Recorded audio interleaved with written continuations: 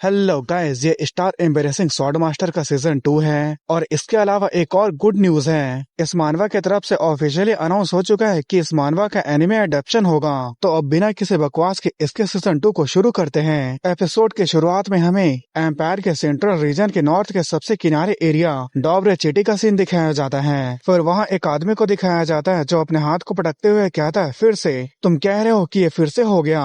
और ये आदमी डॉबरे चिटी का बैरन डालमेशिया है। फिर वो कहता है, आखिर तुम लोग क्या कर रहे हो? जब भी हम जॉक के बीच को बोते हैं तो वो गायब हो जाते हैं, जैसे कि वो इसका इंतजार कर रहे हो, जैसे कि वो हमारे बीज बोने का इंतजार कर रहे हो। फिर एक ब्राउन हेयर नाइट कहता है, भले ही हमने पूरी रात उस जगह की रखवाली की थी, लेकिन सुबह होते ही वो गायब हो गया। फिर डालमेशा कहता, तुम लोग बहाना मत बनाओ। फिर वो नाइट कहते हैं, हमें माफ कर दीजिए। फिर डालमेशा अपने सिर पर हाथ रखते हुए कहता है, यहाँ कोई भी ठीक से काम करने के लायक नहीं है। इस जगह की मिट्टी उपजाऊ नहीं है और यहाँ का मौसम भी ठीक नहीं रहता और हम सिर्फ घने पेड़ और जौ की खेती के ऊपर रिलाई नहीं रह सकते। अगर हम अच्छे से खेती नहीं कर पाए तो हम भूख से ही मारे जाएंगे। फिर वो ब्राउन हेयर नाइट कहता है, लेकिन हमारे इलाके के अंदर सिर्फ सोल्जर हैं। फिर डालमेशा अपने वाइन के कप को उस नाइट के सिर के ऊपर फेंक देता है। फिर वो चिल्लाते हुए कहता है, अगर हमारे पास लोगों की कमी है तो इलाके के लोगों को लोहे के जंजीर पहनाकर उनसे काम करवाओ। वैसे भी वो भूख से मरने वाले हैं, आखिर उनके बारे में कौन ही परवाह करेगा। ये जरूर फॉरेस्ट के मॉन्स्टर का काम है और जौ के खेतों को प्रोटेक्ट करो। फिर वो नाइट भी ठीक है बोलकर वहाँ से जाने लगते हैं। फिर डालमेशा सोचने लगता है, इस प्रॉब्लम की वजह से मेरी परेशानी बढ़ते जा रही है, क्या मुझे मर्सनरीज को हायर करना चाहिए? फिर वो बगल की तरफ देखते हुए सोचने लगता है, और ये सिर दर्द देने वाला फॉरेस्ट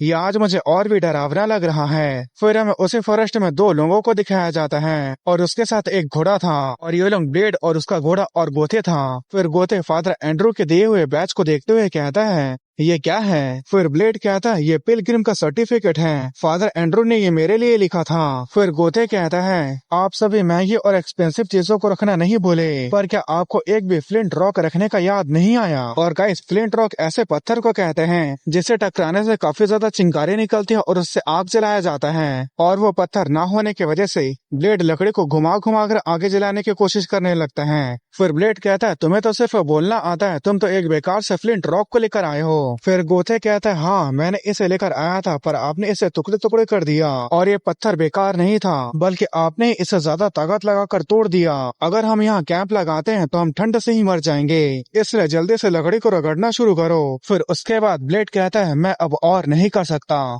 फिर उसके बाद वो अपने शॉट को उठाने लगता है, जिसे देखकर गोथे डरने लगा था। फिर गोथे कहता, अगर आप थक गए हो तो आपके बदले मैं काम कर देता हूँ। फिर उसके बाद ब्लेड पीछे मुड़ते हुए कहता है, हे तुम छिपे हुए लोगों, अगर तुम्हारे पास फ्लिंट रॉक है तो मुझे दे दो। और ब्लेड को झाड़ी से बात करता देख गोथे के साथ साथ ब्लेड का घोड़ा भी काफी हैरान हो जाता है। फिर तभी दिखाया जाता है, उस झाड़ी के पीछे से कुछ लोग निकलने लगते हैं और उनका लीडर कहता है, देखने से ऐसा लगता है तुम्हारी आंखें काफी तेज हैं। और उन्हें देखकर गोथे सोचने लगता है, क्या ये बैंडिट्स हैं? फिर उन बैंडिट का लीडर कहता है, अगर तुम्हें पता चल गया था तो तुम्हें पहले ही भाग जाना चाहिए था, आखिर तुम हमारे सामने ताकतवर बनने का दिखावा क्यों कर रहे हो? पर ब्लेड उसकी बातें सुनकर उसे घूर घूर के देखने लगता है। फिर वो बैंडिट लीडर स्माइल करते हुए कहता है, सच में तुम्हारा चेहरा काफी खूबसूरत है, अगर हम ऐसे खूबसूरत चेहरे के साथ तुम्हें कहीं बेचते हैं तो तुम्हारी बहुत अच्छी कीमत मिलेगी। फिर उसके पीछे खड़ा बैंडिट कहता है, तुम कौन से हाउस से हो? अगर तुम हमें अपने मदर फादर के बारे में बता देते हो तो हम अच्छे पैसे के बदले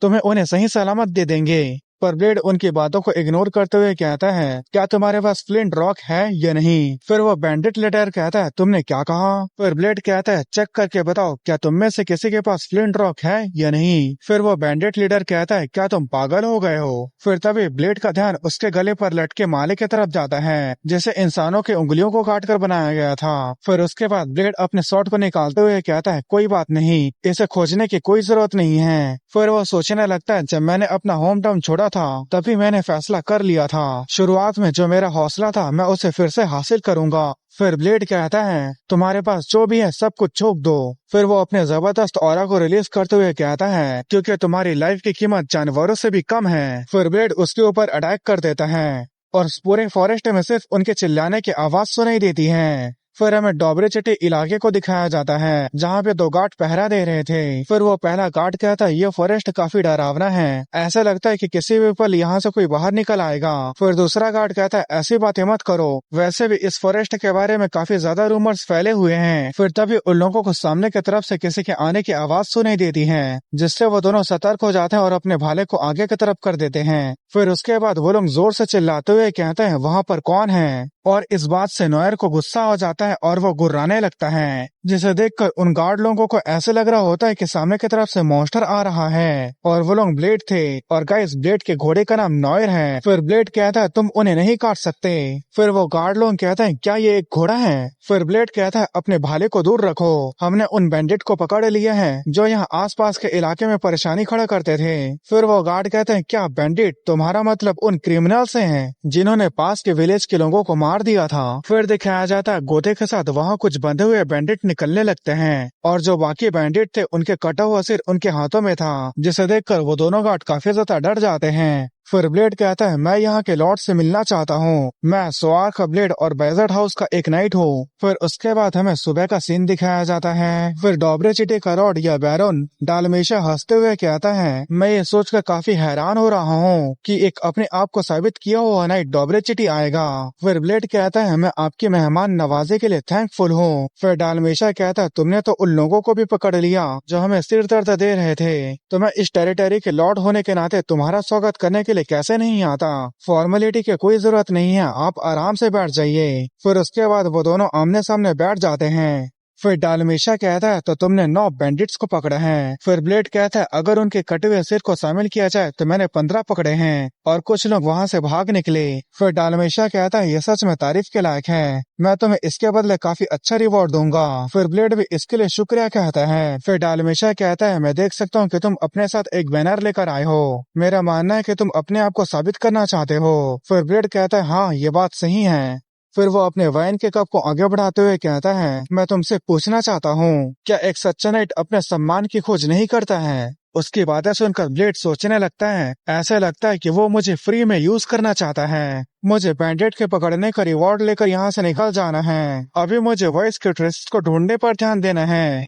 और गाइस पहले मैं जैसा सिस्टम कहता था अब मैं उसे वॉइस कहूंगा, क्योंकि वो जीता जागता आदमी है, और इसके अलावा मानवा में भी उसे वॉइस ही कहा जाता है। फिर डालमेशा कहता है हाल ही में हमारे इलाके में अजीबो गरीब चीजें हो रही हैं। अभी जौ की खेती करने का मौसम है, लेकिन हम जैसे उन्हें खेत में बोते हैं वो अगले दिन गायब हो जाते हैं। यहाँ तक कि हमने अपने सोल्जर को वहाँ रखवाली करने के लिए रखा था, तब भी वो बीच बिना किसी निशान के गायब हो गए। अगर वो जानवर या मॉन्स्टर होते तो सोल्जर को पता चल जाना चाहिए था। इस इलाके के बूढ़े लोग कहते हैं ये काम इस फॉरेस्ट में रहने वाले स्पिरिट का है, और स्पिरिट का नाम सुनकर ब्लेड भी काफी हैरान हो जाता है। फिर उसके बाद हमें उसी फॉरेस्ट का सीन दिखाया जाता है जहाँ पर एक बच्ची बेरी को तोड़ते हुए खा रही थी, और उसे ये बेरी काफी ज्यादा पसंद आ रहा था, और ये बेरी क्योंकि उसके माँ को भी काफी ज्यादा पसंद था इसलिए वो उन्हें टोकरी में भर कर लेकर जा रही थी। फिर तभी उसे पीछे से अजीब सा आवाज सुनाई देता है। फिर उसके बाद वो पीछे मुड़कर कहती है वहाँ क्या है। फिर उसके पीछे दिखाया जाता है जहाँ पर एक काफी बड़ा मॉन्स्टर था, जिसे देखकर वो काफी ज्यादा डर जाती है और रोने लगती है। फिर उसके बाद फॉरेस्ट में उसके जोर से चीखने की आवाज सुनाई देने लगती है। फिर दिखाया जाता है जहाँ पर वो लड़की थी उस जगह पर एक गड्ढा हो गया था, मतलब वो इस गड्ढे में गिर गई थी। फिर उसके बाद हमें अगले दिन का सीन दिखाया जाता है जहाँ पर गोते कहता है ये अजीब लग रहा है, ये जगह तो कंगाल लग रहा है। रिवॉर्ड की बात तो छोड़ो, मुझे तो लगता है कि इनके पास खाने तक के पैसे नहीं हैं। फिर ब्लेड कहता है उसने कहा था कि वो हमें अच्छा रिवॉर्ड देगा। फिर गोते कहता है कहने के लिए तो ऐसा कोई भी कह सकता है, मैं देखकर बता सकता हूँ कि यहाँ कोई भी आपको पैसा नहीं देने वाला, और मुझे यहाँ का लॉर्ड भी ऐसे ही लगता है। जब रिवॉर्ड देने की बारी आएगा तो वो कुछ न कुछ बहाना बना लेगा, हमें पहले ही इस काम को करने की कीमत को ले लेना चाहिए था। फिर ब्लेड कहता है ये तुम्हें संभालना है, पर इस बात से गोते हैरान हो जाता है। फिर ब्लेड कहता है तुम्हें क्या लगता है सर जोसेफ ने एक ऐसे नाइट को क्यों रखा है जिसे स्वॉर्ड भी ठीक से चलाने नहीं आता है? क्या तुम जानते हो कि सर वोडन का निकनेम क्या है? फिर गोते कहता है मुझे नहीं पता। फिर ब्लेड कहता है उसका नाम वोडन द स्विंडलर है। गोते कहता है क्या तुम उस बुक्कड़ नाइट की बात कर रहे हो जो हर वक्त खाना खाते रहता है? फिर ब्लेड कहता है सर जोसेफ इसीलिए उसे इम्पोर्टेंस देते हैं, और उन्होंने कहा था कि हर किसी का अपना अलग अलग यूज होता है, इसलिए चाहे एडवांस लेना हो या बाउंटी अब से इसे तुम संभालोगे। जाओ और उस सेंट्रल रीजन के बैरन को नॉर्थन के अपनी चालाक बातों को कहो जो स्कैम से भरे पड़े हैं। फिर गोथे अजीब सा स्मेल करते हुए गया था। अच्छा ऐसी बात है, तो आपको ये पहले बताना चाहिए था। फिर उसके बाद हमें खेत को दिखाया जाता है जहाँ एक जगह पर बीज को रख दिया गया होता है और वहाँ पर ब्लेड और ब्राउन हेयर वाला नाइट होता है जो कहता है डॉबरे चीटे का फॉरेस्ट बहुत पुराना है जिनमें से अनगिनत लेजेंड और कई सारी कहानियां हैं। बात ऐसी है कि आज एक बच्ची उस फॉरेस्ट में मिसिंग हो गई है। लोगों का मानना है कि स्ट्रॉबेरी के झाड़ों के पास एक गड्ढा था, वो उसी में गिर गई है। और वहीं ब्लेड सोच रहा होता है, वो काफी ज्यादा बात करता है। एम्बुश की बेसिक बातें हैं, एम्बुश करते वक्त जरा सा भी आवाज ना करना। भले ही वो एक छोटे से इलाके का नाइट है, लेकिन ये तो बेसिक बातें हैं जो उसे पता होनी चाहिए। फिर तभी ब्लेड को कुछ आवाज सुनाई देता है और वहीं वो ब्राउन हेयर वाला नाइट कह रहा था उसकी माँ पूरे दिन लॉर्ड के मैनर में आके रोती रही। मुझे ये बोलने में शर्म आ रहा है, लेकिन क्या तुम उस बच्चे को ढूंढने में हमारी मदद कर सकते हो? पर तभी ब्लेड अपने हाथ से उसके मुंह को बंद कर देता है और एक सीरियस लुक बनाते हुए उसे चुप रहने का इशारा करता है, जिसे देखकर वो नाइट भी डरते हुए सोचने लगता है आखिर उसके चेहरे का वो एक्सप्रेशन क्या था। फिर उसके बाद दिखाया जाता है वहाँ जोर जोर से आवाज आने लगता है। फिर तभी ब्लेड को कुछ दिखाई देता है और वो अपने जगह से खेत में जंप कर देता है और दौड़ते हुए उन बीजों की तरफ जाने लगता है, जिसे देखकर वो ब्राउन हेयर नाइट अपने सभी सोल्जर को ब्लेड को फॉलो करने के लिए कहते हैं। फिर तभी ब्लेड एक जगह आने के बाद रुक जाता है और वो सामने देखकर थोड़ा गुस्सा होने लगता है। फिर तभी ब्राउन हेयर नाइट और उसके सोल्जर वहां आ जाते हैं। फिर वो कहता है सर ब्लेड क्या हुआ? फिर ब्लेड कहता है उन्हें चोरी कर लिया गया। फिर जब वो नाइट सामने की तरफ देखता है तो वो काफी हैरान होते हुए कहता है आखिर ये कैसे हो सकता है? हमने जो बीज उसे पकड़ने के लिए रखा था वो बिना किसी निशान के गायब हो गया। फिर वो अपने पीछे खड़े सोल्जर से शॉवेल मांगकर उस जगह को खोदने लगता है और सोचने लगता है भले ही मैंने उसे देखा नहीं, लेकिन मैं यकीन से कह सकता हूँ कि मैंने यहाँ पर कुछ आवाज सुना था। फिर वो कहता है जो बच्ची आज गायब हुई थी वो जगह यहाँ से कितनी दूर पर है? फिर वो ब्राउन हेयर नाइट कहता है वो पास ही में है, तुम इसके बारे में क्यों पूछ रहे हो? फिर तभी दिखाया जाता है ब्लेड जहाँ पर खोद रहा होता है उसके नीचे एक बड़ा सा गड्ढा होता है। उसे देखकर वो नाइट क्या था आखिर ये है क्या? और वहीं ब्लेड सोच रहा होता है ये काफी ज्यादा गहरा है, इसे एक इंसान बिल्कुल भी खोद नहीं सकता। फिर उसके बाद ब्लेड कहता है कैप्टन प्लीज उस जगह का रास्ता दिखाओ जिस जगह पर वो बच्ची मिसिंग हुई थी। फिर उसके बाद हमें अगले दिन वहाँ के बैनर डालमेशिया के मैनर का सीन दिखाया जाता है जहाँ पे वो ब्राउन हेयर नाइट उन सभी बातों को डालमेशिया को बता दिया होता है। फिर डालमेशिया पूछता है तो वो अभी क्या कर रहा है? फिर वो नाइट कहता है जिस जगह पर वो बच्ची मिसिंग हुई थी उस जगह को वो देखने के बाद विलेज के बूढ़े लोगों को वो इकट्ठा कर रहा है। फिर डालमेशिया कहता है क्या वो बूढ़े लोगों को इकट्ठा कर रहे हैं? पर वो ऐसा क्यों कर रहा है? फिर वो नाइट कहता है ऐसा लगता है कि वो उस जगह के बारे में उनसे पूछताछ करना चाहता है, पर उनका एक ट्रेडिशन है जो जनरेशन टू जनरेशन चलते आ रहा है। फिर डालमेशिया कहता है कहीं वो बूढ़े लोग उसके सामने कोई अजीबोगरीब बकवास तो नहीं कर देंगे। फिर वो नाइट कहता है क्या उन बूढ़ों को उम्र के साथ समझदार नहीं हो जाना चाहिए? वे किसी भी अनजान नाइट के सामने ऐसी बातें नहीं करेंगे जिसका इस्तेमाल करके वो हमारे खिलाफ हो जाए। फिर उसके बाद डालमेशिया अपने सिर पर हाथ रखते हुए सोचने लगता है उसके बैनर पे सैन रोजिनो का एम्बलम था, इसका मतलब उसका वेटिकन से काफी अच्छा रिलेशन है, इसलिए मैं उसे नहीं रोक सकता। वैसे भी मैंने खुद ही रिक्वेस्ट किया था, पर अब वो कुछ ज्यादा ही छानबीन कर रहा है। फिर वो कहता है किसी अच्छे आदमी को उसके ऊपर नजर रखने के लिए कहो और इस बात का ध्यान देना कि वो किसी अजीब चीज में ना पड़ जाए। फिर उसके बाद हमें ब्लेड की तरफ का सीन दिखाया जाता है जहाँ गोते कहता है क्या तुम्हें कुछ भी याद नहीं आ रहा? सोचो वो बच्ची उस गहरे गड्ढे में गिर गई होगी और घोर अंधेरे में चिल्ला चिल्ला कर रो रही होगी। तुम लोग याद करने की कोशिश करो, तुम्हें जरूर कुछ न कुछ तो याद आएगा ही। फिर वो लोग बात करने लगते हैं ये पहली बार नहीं है, इससे पहले भी बार्ली गायब हुआ था। फिर दूसरा बूढ़ा कहता है हाँ जब हम छोटे थे तो हम मिलकर रिचुअल किया करते थे, लेकिन वेटिकन ने इसे फॉरबिडन कर दिया, इसलिए हम रिचुअल करना बंद कर दिए। फिर ब्लेड कहता है ये रिचुअल किस लिए था? उसकी बात सुनने के बाद वो लोग एक पल के लिए ब्लेड को देखते हैं, फिर अगले ही पल अपने सिर को नीचे झुका लेते हैं। फिर गोते कहता है प्लीज आपको जो भी पता है हमें बता दीजिए, अगर आप नहीं बताते हैं तो हम उस बच्ची को नहीं बचा पाएंगे। अगर वो मर गई तो क्या आपको नहीं लगता कि उसके मरने के पीछे आप लोग भी जिम्मेदार थे? फिर एक बूढ़ा आदमी कहता है ये रिचुअल अर्थ स्पिरिट के लिए था, उस फॉरेस्ट में एक अर्थ स्पिरिट रहती है। फिर ब्लेड कहता है क्या आप हमें इसके बारे में और भी बता सकते हैं। फिर गोथे कहता है कैप्टन आपको बाहर इंतजार करना चाहिए, इससे फर्क नहीं पड़ता आप कितना ज्यादा यंग नाइट हो, लेकिन आपके पास वेटिकन का एम्बलम है, इसलिए वो आपके रहते हुए कुछ नहीं बताएंगे। फिर ब्लेड वहां से जाते हुए कहता है जितना हो सके इनसे सभी चीजों के बारे में पता लगाने की कोशिश करना। फिर उसके बाद वो उस रूम से निकल जाता है। फिर तभी वहाँ पर एक नाइट खड़ा होता है जो कहता है सर ब्लेड मुझे आपसे कुछ पूछना था, ये रिचुअल कोई अजीब चीज नहीं है। फिर ब्लेड कहता है मैं जानता हूँ मूर्ति पूजा करना वेटिकन की तरफ से फॉरबिडन है, और अगर ये बात वेटिकन को पता चल जाता है तो तुम लोगों को इसके लिए काफी बड़ा सजा मिल सकता है। फिर ब्लेड कहता है मैं समझता हूँ वो लोग तो सिर्फ ऐसे ट्रेडिशन को मार रहे थे जो लंबे समय से चलते आ रहा था।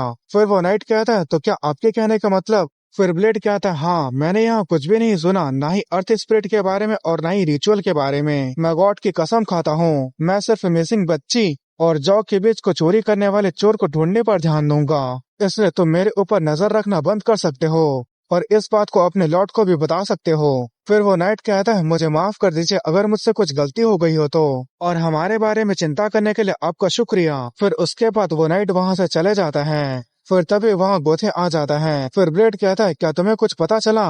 वो लोग कह रहे थे कि वहाँ जो रहता है रिचुअल करने के बाद वो इस जमीन को उपजाऊ बना देता है। जब आप खेती करते हो तो आपको गहराई तक खोदना होता है। वे कहते हैं कि अर्थ स्पिरिट उनके लिए काम कर देता है। मुझे तो ये स्पिरिट वाली बात बकवास लगती है। फिर ब्लेड सोचने लगता है क्या बकवास, अगर वो हेनार हाउस के उस पेड़ में रहने वाले स्नेक स्पिरिट को देख लेगा तो वो तो उसे देख कर ही बेहोश हो जाएगा। फिर गोथे कहता है वे कह रहे थे कि आपने जिस जगह पर खुदाई की थी उस जगह पर वो पहले रिचुअल किया करते थे, वैसे उसे जॉ के पीछे पसंद है और वो जमीन के नीचे रहता है। फिर ब्लेड कहता है ऐसा लगता है कि उसे अंधेरे में रहना काफी पसंद है। फिर ब्लेड सोचने लगता है रिचुअल, अर्थ स्पिरिट, ऑफरिंग, वो सुनने में अलग अलग लगते हैं लेकिन वो असल में एक ही चीज है। फिर ब्लेड कहता है जाओ और कुछ जौ के बीजों को लेकर आ जाओ। फिर गोथे कहता है पर क्यों। फिर ब्लेड कहता है क्या मैंने पहले ही एक मॉन्स्टर को जमीन से बाहर नहीं निकाला है, और गाइस वो यहाँ पर डेथ वॉर्म यानी अर्थ ड्रैगन की बात कर रहा है। फिर वो कहता है हम उसे पकड़ने के लिए फिर से एक नया ट्रैप बनाएंगे। फिर उसके बाद हमें रात का सीन दिखाया जाता है जहाँ पे गोथे कहता है कैप्टन क्या ये काम करेगा। फिर दिखाया जाता है उन लोगों ने जौ के बीज को एक चट्टान के ऊपर रखा था और वो लोग झाड़ी के पीछे छिपे हुए थे। फिर गोथे कहता है हमने इसे चट्टान के ऊपर क्यों रखा है। फिर ब्लेड कहता है अगर वो जमीन के नीचे रहता है तो वो चट्टान को तोड़कर ऊपर नहीं आ पाएगा, इसलिए पहले उसे ऊपर आना होगा फिर चट्टान से इन चौक के बीजों को लेना होगा। तो गाइस यहाँ पर हो ऐसे रहा है जैसे चोर कहा जा रहा है, वो जमीन के नीचे से खोदते हुए आता है और उन जौ के बीजों को लेकर चले जाता है, पर चट्टान रहेगा तो वो उसे नहीं तोड़ पाएगा। फिर गोथे कहता है क्या हो अगर वो चट्टान को तोड़ देगा तो। फिर तभी ब्लेड कहता है चुप रहो वो आ रहा है। फिर तभी दिखाया जाता है वहाँ कोई बहुत ही तेजी से आता है और वहीं ब्लेड सोच रहा होता है जैसे कि मैंने सोचा था वो पत्थर को नहीं तोड़ सकता। फिर दिखाया जाता है वो उन बीजों के पास पहुंच गया होता है और उसे देखकर ब्लेड अपने शॉट को निकालने लगता है। फिर वो चोर उन बीजों को लेने लगता है। उसे देखकर ब्लेड काफी हैरान हो जाता है क्योंकि इतने समय से जो जौ के बीजों की चोरी कर रहा था और गांव के बूढ़े लोग जैसे अर्थ स्पिरिट कह रहे थे वो तो एक क्यूट सा मोल था, अगर हिंदी में बोले तो छछुंदर। उसे देखकर वहाँ तीनों के मुंह बन जाते हैं। फिर गोथे भड़कते हुए कहता है क्या उन बूढ़े लोगों का बुढ़ापे की वजह से दिमाग खराब हो गया है। अर्थ स्पिरिट ये क्या बकवास है, ये तो एक मामूली सा मोल है। फिर उसके बाद ब्लेड स्माइल करने लगता है और कहता है फिर अपने वर्ल्ड को एक्टिव करते हुए कहता है ये दूसरे की तरह कोई मामूली सा मोल नहीं है, ये एक चमकने वाला मोल है। फिर दिखाया जाता है वो मोल चमक रहा होता है और वो उन बीजों को खा रहा होता है। फिर ब्लेड अपने जगह से जंप करके उसके पास जाने लगता है और इसे मोल भी महसूस कर लेता है, पर उसे देरी हो जाती है और ब्लेड अपने शॉट को लेकर उसके पास पहुंच गया होता है।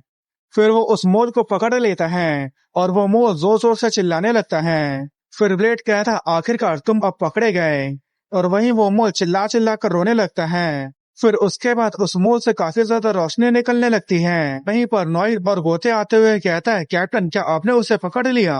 फिर ब्लेड को दिखाया जाता है जो अगले ही पल उस जगह से गायब हो गया था, जिसे देखकर उन दोनों को समझ में नहीं आता कि ब्लेड कहाँ चला गया। फिर उसके बाद वो दोनों ब्लेड को ढूंढने लगते हैं। फिर तभी नॉइड को कुछ चीज दिखाई देता है और वो गुर्राने लगता है, जिसकी आवाज सुनकर गोते भी उसके पास जाने लगता है। फिर दिखाया जाता है नॉइड ने एक गड्ढे को देखा था फिर दिखाया जाता है नोयर ने उस चट्टान के पीछे एक गड्ढे को देखा था। इसका मतलब ब्लेड इस गड्ढे में गिर गया था। फिर जब गोथे उस गड्ढे को देखता है तो वो काफी ज्यादा हैरान हो जाता है क्योंकि वो गड्ढा काफी ज्यादा गहरा था। फिर हमें ब्लेड को दिखाया जाता है जो उस मोल को पकड़कर गड्ढे से नीचे की तरफ गिर रहा होता है। फिर उसके बाद वो किसी जगह को तोड़कर नीचे गिरते हुए अपने बैलेंस को बना लेता है। फिर उसके बाद वो जोर जोर से हाँफने लगता है।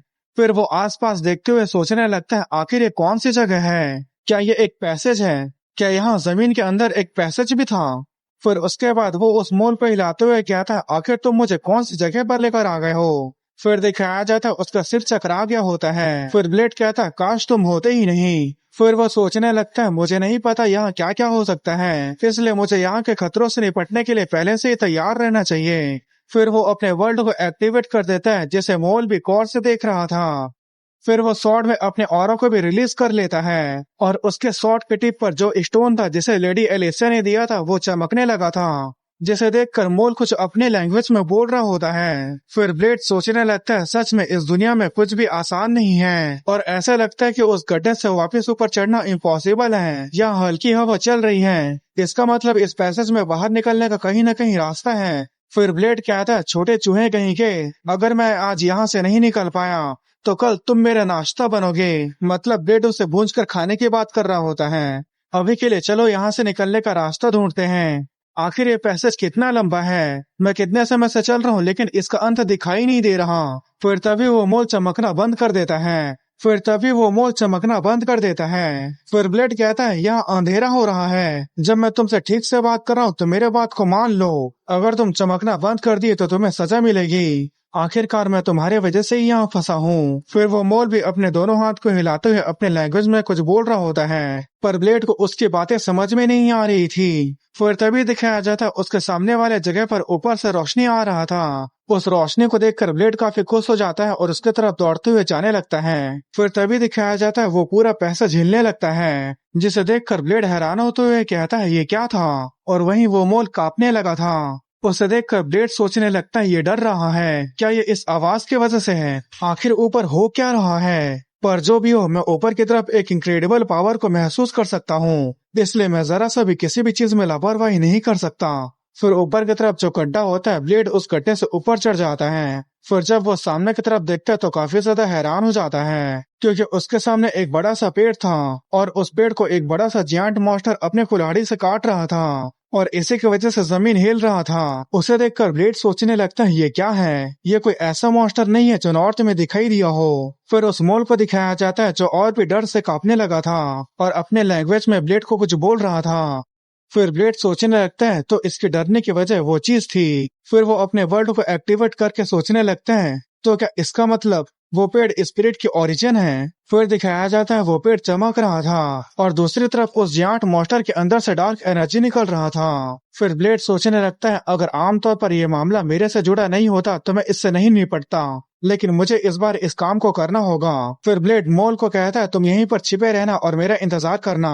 फिर उसके बाद वो उस गड्ढे से निकलने के बाद सोचने लगता है मुझे इसे सिर्फ एक ही अटैक में खत्म करना होगा।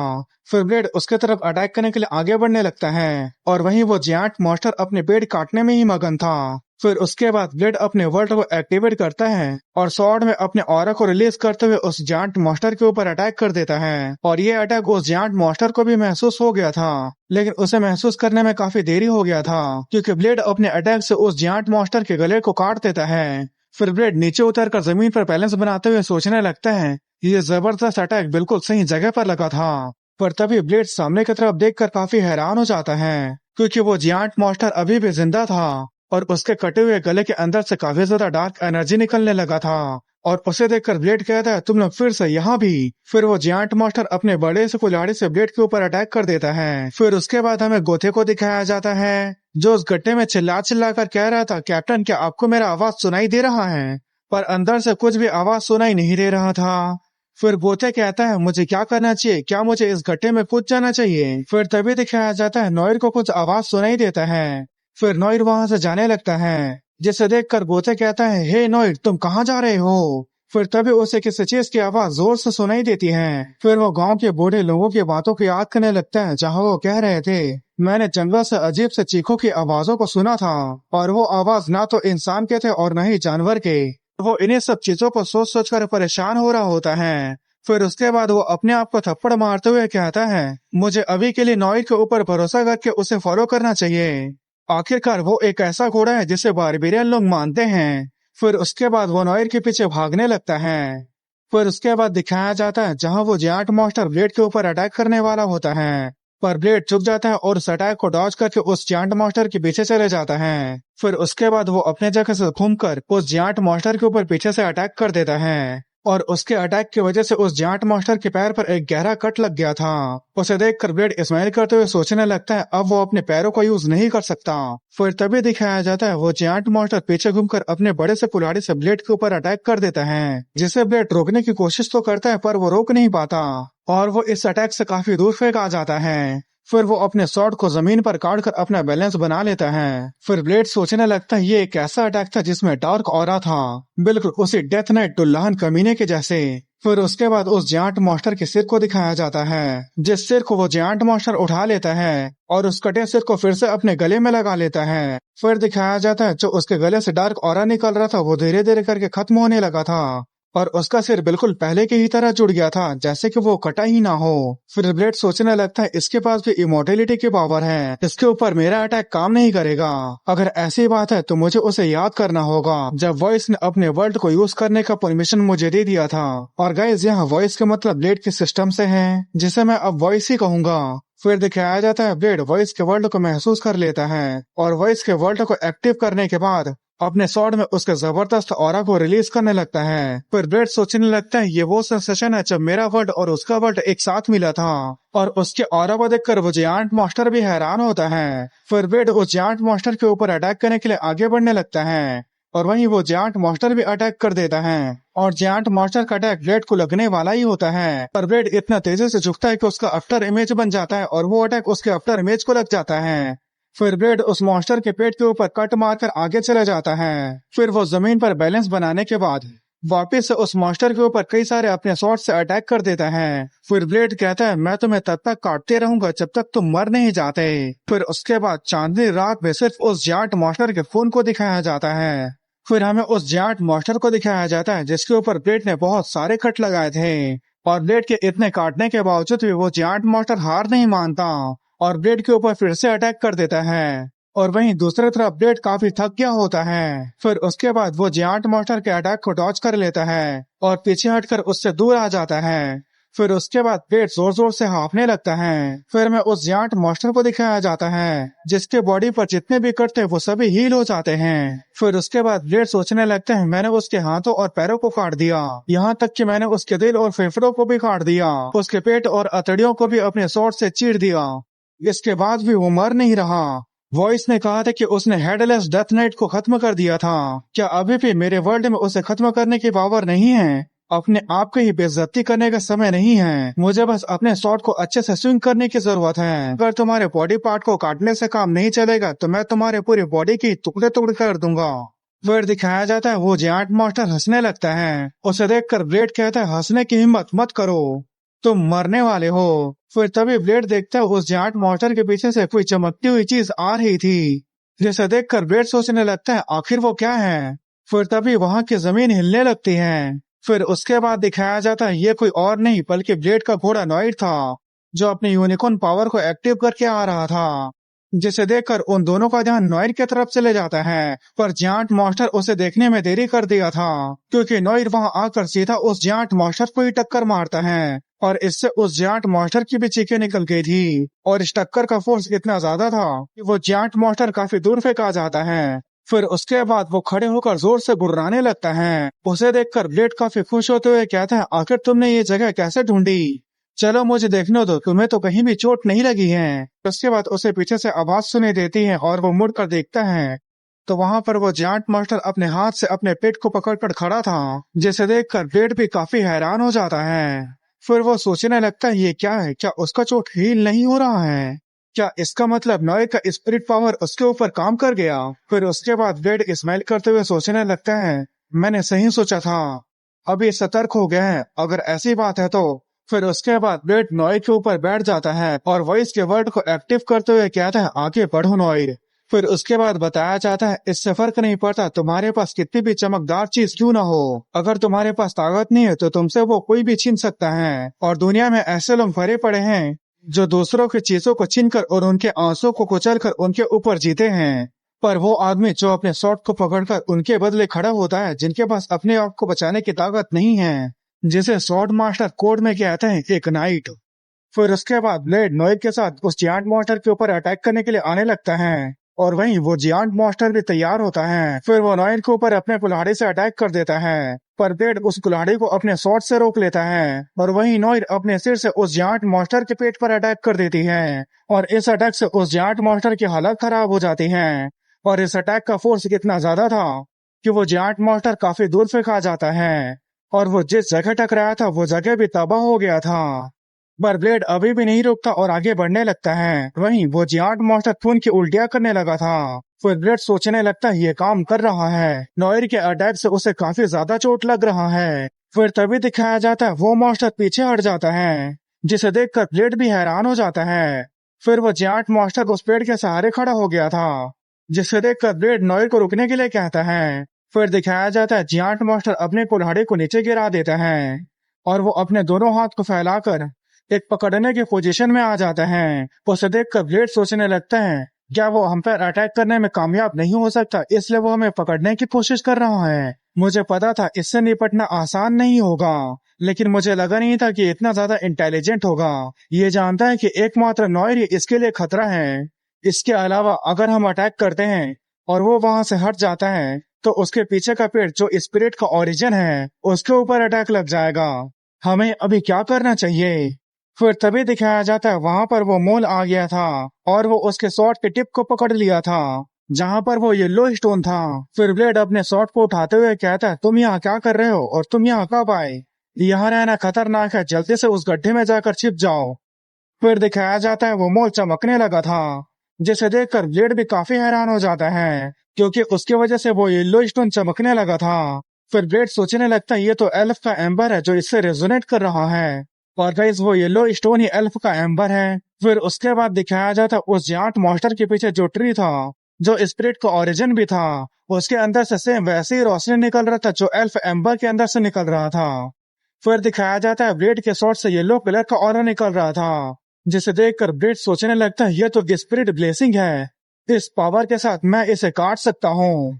फिर वो मोल चंप करके ब्लेड के आर्मर के अंदर चले जाता है। फिर उसके बाद वो वहां से निकलता है। फिर वो इशारा करते हुए अपने लैंग्वेज में कुछ बोलने लगता है। फिर ब्लेड स्माइल करते हुए कहता है, ठीक है मैं समझ गया। फिर वो नॉयर को कहता है, चलो नॉयर अब इसे खत्म करते हैं। फिर उसके बाद वो जियांट मॉन्स्टर भी नीचे झुकता है और जोर से दहाड़ते हुए उसे पकड़ने के लिए तैयार हो जाता है। पर वो जैसे ही ब्लेड को देखता है वो काफी हैरान हो जाता है क्योंकि ब्लेड उसे कोई खतरनाक ड्रैगन लग रहा था, जिसे देखने के बाद वो जियांट मॉन्स्टर पीछे मुड़ जाता है और वहां से भागने लगता है। लेकिन इस बार उसकी किस्मत बुरी थी क्योंकि ब्लेड अपने स्वॉर्ड से उस मॉन्स्टर के टुकड़े टुकड़े कर देता है। फिर उसके बाद हमें किसी दूसरी जगह एक जलती हुई मोमबत्ती को दिखाया जाता है और वहां उसी तरह कई सारी मोमबत्तियां थी। फिर उसके बाद वो मोमबत्ती बुझ जाती है और वहीं पर एक औरत थी जिसका नाम लामात्सु था और इसे आपने सीजन 1 में भी देखा होगा। फिर वो कहते हैं टॉबरी चिटी की रोशनी बुझ गई है, आगे बढ़ो और वहां जाकर कंफर्म करो। और वहां पर एक डेथ नाइट था जो कहता है ठीक है लामात्सु। फिर लामात्सु सोचने लगती सिर्फ वही सोल जो अपनी लिमिट को पार कर चुका हो, सिर्फ वही मेरे कर्ज को तोड़ सकता है। उस जैसे दूर दराज के किनारे वाले इलाके में उस लेवल का आदमी नहीं होना चाहिए था। मैं ये सोचकर हैरान हूँ आखिर वो कौन हो सकता है। उसके बाद हमें वहीं पर एक पेड़ को दिखाया जाता है जिसके नीचे वही स्ट्रॉबेरी वाली बच्ची छिपी हुई थी। फिर तभी उसे वहाँ किसी के बात करने की आवाज सुनाई देती है और वो लोग उस बच्ची के पास आने लगते हैं। फिर वो सोचने लगते हैं क्या ये विलेज के लोग हैं जो मुझे ढूंढते हुए यहाँ तक आ गए, और वो बोलने वाली होती है मैं यहाँ पर हूँ, पर तभी वो चुप हो जाती है और नहीं बोलती है। फिर वो सोचने लगते हैं इस आवाज को मैंने पहले कभी नहीं सुना है, क्या हो अगर ये विलेज के लोगों के बदले बैंडिट हो तो, और इसके अलावा वो मॉन्स्टर भी यहीं आसपास है। फिर तभी वहां पर कोई आ जाता है जिसे देखकर उस बच्चे को लगता है कि वो मॉन्स्टर है और वो अपने दोनों हाथ से अपने मुंह को बंद कर लेती है। फिर दिखाया जाता है ये ब्लेड होता है जो वहां के बेलों को हटाते हुए कहता है मैंने तुम्हें ढूंढ लिया। और उसके ऐसे लुक को देखकर वो बच्ची चिल्ला चिल्ला कर रोने लगती हैं, जिसे सुनकर मोल और गोथे ने अपने हाथों से कान को ही ढक लिया था। फिर वो बच्चे कहते हैं, तुम तो वही हो जिसने मुझे बचाया था। और वो ये बात मोल को कह रही होती है। फिर उसके बाद मोल अपने पास से स्ट्रॉबेरी निकालकर उसे देने लगता है, जिसे देखकर वो बच्ची एक पल के लिए तो चुप रहती है, फिर अगली पल वो फिर से रोने लगती है। फिर उसके बाद ब्लेड अपने हाथ को आगे बढ़ाते हुए कहता है, चलो घर वापस चलते हैं। फिर उसके बाद वो बच्चे पे दौड़ते हुए ब्लेड को जाकर गले लगा लेती हैं और सब खुश हो जाते हैं। फिर उसके बाद बताया जाता है, अगर तुम्हारे पास कोई ऐसी चीज है जो तुम्हारे लिए बहुत ज्यादा खास है तो तुम्हें उसे प्रोटेक्ट करना आना चाहिए, और जो ऐसा करने में फेल हो जाते हैं वो बर्बाद हो जाते हैं और आखिर में जिंदा रहने के लिए उन्हें पूरी जिंदगी भटकना पड़ता है। फिर उसके बाद हमें एक जगह का सीन दिखाया जाता है जहाँ से लावा नीचे गिर रहा था और वहाँ पर एक ड्वार्फ था। फिर तभी वहाँ कोई आते हुए कहता है, यहाँ की आग अभी भी नहीं बुझी है। फिर वो ड्वार्फ कहता है, किसी न किसी को इस अंत तक देखना होगा। फिर उसके पीछे खड़ा आदमी कहता है, कितनी राहत की बात है, मुझे आने में देर नहीं हुई। फिर वो एक थैली को आगे बढ़ाते हुए कहता है, मैं यहाँ कमीशन देने आया हूँ। फिर वो ड्वार्फ कहता है, क्या अभी? फिर उसके पीछे खड़ा आदमी उस थैली को खोल देता है जिसके अंदर किसी तरह का मटेरियल था। उसे देखकर ड्वार्फ हैरान होते हुए कहता है, ये तो एक ऐसा मेटल है जिसे सिर्फ इटर्नल फ्लेम ही टेम्पर कर सकता है। फिर वो आदमी कहता है, इस फर्नेस के आखिरी मास्टर, मैं आपसे रिक्वेस्ट करता हूँ इसे मेरे लिए बना दो। फिर वो ड्वार्फ कहता है, क्या फोर्स करना है, पर क्या बनाना है? फिर उसके बाद उस आदमी को दिखाया जाता है जो अपने हुडी को उतारता है, और ये कोई और नहीं बल्कि ब्लेड का वॉइस था, जो कहता है, मुझे ड्रैगन स्लेइंग स्वॉर्ड बनाना है। जिसकी बात सुनकर वो ड्वार्फ भी हैरान हो जाता है। फिर वॉइस अपने वर्ल्ड को एक्टिवेट करते हुए कहता है, मैं प्राइम ड्रैगन ऑफ परफेक्शन को मार दूंगा। और गाइस, ये एक सपना था जिसे ब्लेड ने देखा था। फिर प्रेजेंट टाइम में ब्लेड अपने स्वॉर्ड के साथ नदी के किनारे बैठा होता है। फिर तभी वहाँ पर गोथे आते हुए कहता है, कैप्टन आप यहाँ क्या कर रहे हो? फिर ब्लेड कहता है, मेरी नींद बहुत खराब रही। फिर गोथे कहता है, खैर किसने सोचा होगा सेंट्रल रीजन के एक किनारे इलाके में हमारा सामना एक इस तरह के खतरनाक मॉन्स्टर से होगा।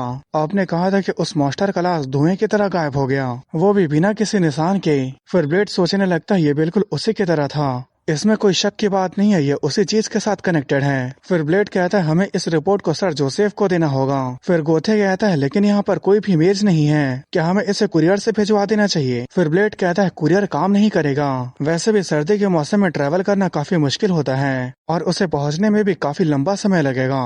क्या इस सिटी के ईस्ट में कोई ऐसी जगह है जहाँ पर मेज है? फिर गोथे कहता है, अगर ये ईस्ट की बात है तो ये टनोवा के विट्स्काया काउंटी में हो सकता है। फिर ब्लेड कहता है, ठीक है चलो, ये हमारा अगला डेस्टिनेशन होगा, हम सुबह होते ही यहाँ से निकलेंगे। फिर गोथे भी ठीक है बोलकर वहाँ से चले जाता है। फिर उसके बाद ब्लेड वहाँ पर अकेले सोचने लगता है, मुझे यकीन है मैंने कुछ सपना देखा था, लेकिन वो सपना मुझे बिल्कुल भी याद नहीं आ रहा, जैसे कि वो कोई सपना नहीं मिराज हो।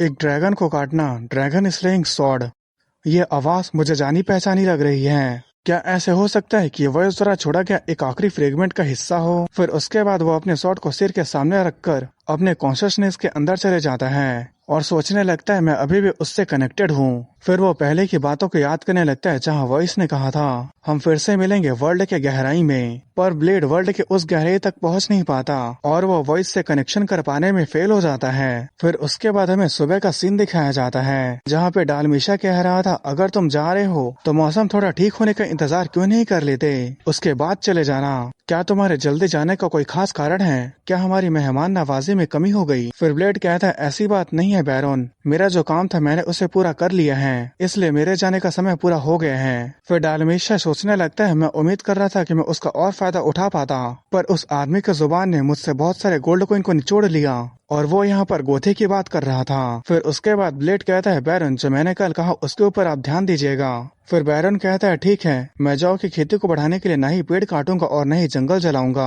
फिर ब्लेड कहता है, और हाँ, समय समय पर फॉरेस्ट को श्रद्धांजलि देना भी कोई बुरी बात नहीं है, कल रात मैंने फॉरेस्ट की इच्छा को महसूस किया था। तो गाइस मैं बता दूं, कुछ ऐसे लोग होते हैं जैसे कि बिशप, प्रीस्ट, इंक्विजिटर या होली नाइट भी, जो लोग अच्छे और बुरे चीज को महसूस कर सकते हैं। इसलिए डालमिशा ब्लेड की बातें सुनकर काफी हैरान हो गया है। फिर ब्लेड कहता है ये श्रद्धांजलि गॉड के लिए है जिन्होंने मुझे जीतने के लिए ब्लेस किया। फिर डालमेशिया एक कॉइन को देखते हुए सोचने लगता है वो स्पिरिट के लिए मूर्ति पूजा करने के लिए नहीं कह रहा है, बल्कि वो गॉड के लिए इसे एक श्रद्धांजलि की तरह कह रहा है। आखिर एक बारबारिक नॉर्थर्न नाइट इतना नोबल कैसे हो सकता है? तो गाइज मैं बता दूं, जो मोल है वो एक अर्थ स्पिरिट भी है और ब्लेड इनडायरेक्टली उसे जौ के बीजों को खाने देने की बात कर रहा है और इसे डालमेशिया भी समझ गया था, जिसे सोचने के बाद वो ब्लेड को एक सच्चा नाइट समझने लगा था। फिर वो ग्रीटिंग करते हुए कहता है आपका हमारे बारे में इतना ज्यादा सोचने के लिए मैं बहुत ज्यादा थैंकफुल हूँ। फिर ब्लेड भी ग्रीट करते हुए कहता है मैं डॉबरे चीटी के खुशहाली के लिए प्रे करते रहूंगा।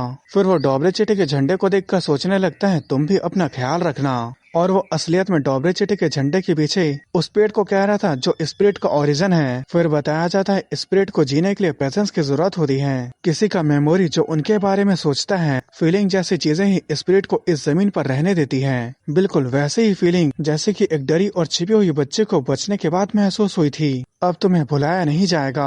आज वो दिन है जब चमकता हुआ येलो स्टार डॉबरे चीटी के फॉरेस्ट में फिर से वापस आ चुका है। गाइस यहाँ पर येलो स्टार का मतलब मोल से था। फिर उसके बाद हमें बिशप को दिखाया जाता है जो शायद अभी भी बैजेट काउंटी में था। फिर उसके बाद हमें जोसेफ को दिखाया जाता है जो खिड़की से देखते हुए कहता है क्या तुम्हें पता चला यहाँ कौन आने वाला है? उसके पीछे जगर होता है जो कहता है वे कह रहे थे कि यहाँ ड्यूक ड्रैगुलिया का बायोलॉजिकल बेटा आने वाला है और वो ड्रैगन किलर नाइट कैप्टन मिर्सिया का हाफ ब्रदर भी है। फिर उसके बाद जोसेफ सोचने लगता है वो ड्रैगन ब्लड ड्यूक का बेटा है और मिर्सिया ड्रैगुलिया का हाफ ब्रदर भी है, तो इसका मतलब वो जरूर वही होगा। फिर उसके बाद दिखाया जाता है वहाँ पर 2 फ्लैग था जिसमें से एक ब्लैक और दूसरा गोल्डन ड्रैगन था और इसमें से ब्लैक ड्रैगन का एम्बलम हमारे ब्लेड के बैनर में भी है और जिसे शायद कैप्टन मिर्सिया ने दिया है। फिर उसके बाद वहाँ पर कोई आने लगता है और उसे देखकर बिशप पियर अपने दोनों हाथ फैलाकर स्वागत करने लगता है। फिर बताया जाता है इसका नाम राडू ड्रैगोलिया है। फिर उसके बाद बताया जाता है राडू ड्रैगोलिया मिर्सी ड्रैगोलिया के साथ ड्रैगन किलर नाइट्स का वो एक इम्पोर्टेंट मेंबर है। उसने अनगिनत ड्रैगन को मारा है और वो एक आउटस्टैंडिंग नाइट है और एम्पायर के सबसे स्ट्रॉन्गेस्ट लोगों में से एक है। आखिरकार वो ड्रैगन के ब्लड वाले फैमिली से आता है। उसका फेम ही इतना ज्यादा है जैसे लगता है कि वो रूटिकर से ज्यादा स्ट्रॉन्ग है। लेकिन ड्रैगन किलर नाइट्स फिर से नॉर्थ में क्यों आए हैं? उनके यहाँ आने का मतलब है ये ड्रैगन से रिलेटेड है या हमारे लिए कोई खतरा है। फिर जोसेफ कहता है क्या हाल ही में ड्रैगन से रिलेटेड इंसिडेंट हुआ है जैसे कि डेथ फॉर्म लिंड ब्लूम के जैसे किसी का दिखाई देना। फिर जगर कहता है ऐसा कोई भी रिपोर्ट नहीं आया है और इसके अलावा नॉर्थन बॉर्डर की रिपोर्ट में भी किसी भी ऐसे इंसिडेंट का जिक्र नहीं था। फिर जोसेफ सोचने लगता है मुझे अजीब क्यों लग रहा है, कुछ तो ऐसा इम्पोर्टेंट चीज है जिसे मैं मिस कर रहा हूँ। फिर तभी वहाँ वार्डन आते हुए कहता है लॉर्ड जोसेफ इस तुरमा से हमें एक अर्जेंट न्यूज मिला है। बैजेट की आई नॉर्थ में अजीब तरह से घूमते हुए पाया गया है, जिसे सुनने के बाद दोनों हैरान हो जाते हैं। फिर जोसेफ एक लेटर को पढ़ते हुए सोचने लगता है ऐसा लगता है यही मेरी परेशानियों की जड़ है। फिर जोसेफ कहता है इस बार मेरा अंदाजा गलत था, वो सोआर के पावर में इंटरेस्टेड नहीं थे, यह मेरी गलती है, मैं उसे समझ नहीं पाया जिसने अपनी पूरी जिंदगी एक्सोसिज्म का काम किया है। फिर जगर कहता है आपके कहने का क्या मतलब है? फिर जोसेफ कहता है नॉर्थन चर्च जो वेटिकन से बिलोंग करता है, वेटिकन और dragon killer night Barauni Usman के मौसम की तरफ बढ़ रहा है। फिर जगर कहता है क्या इसका मतलब ये है? फिर जोसेफ कहता है हाँ, जो बिशप पियर असली में चाहता है वो है एक होली वॉर। फिर उसके बाद हमें ब्लेड और गोथे को दिखाया जाता है जो लोग भुक्कड़ों की तरह खाना खा रहे थे और उनके सामने कुछ मर्सनरीज होते हैं जो कहते हैं आराम से खाओ, यहाँ कोई भी आपसे खाना छीनने नहीं वाला है। फिर वो मर्सनरीज आपस में बात करने लगते हैं, आखिर वो लोग जंगल में कितने समय से भटक रहे थे। फिर दूसरा कहता है ऐसा लगता है वो काफी लंबे समय से भूखे थे। फिर ब्लेड खाना खाने के बाद कहता है मुझे अब बहुत बेहतर महसूस हो रहा है, आपका शुक्रिया, अगर हम आपसे नहीं मिले होते तो हम बड़ी मुसीबत में पड़ जाते। फिर वो मर्सनरी लीडर कंफ्यूज होते हुए सोचने लगता है मैंने नहीं सोचा था कि मैं अपने जीवन में कभी ऐसा भी सुनूंगा।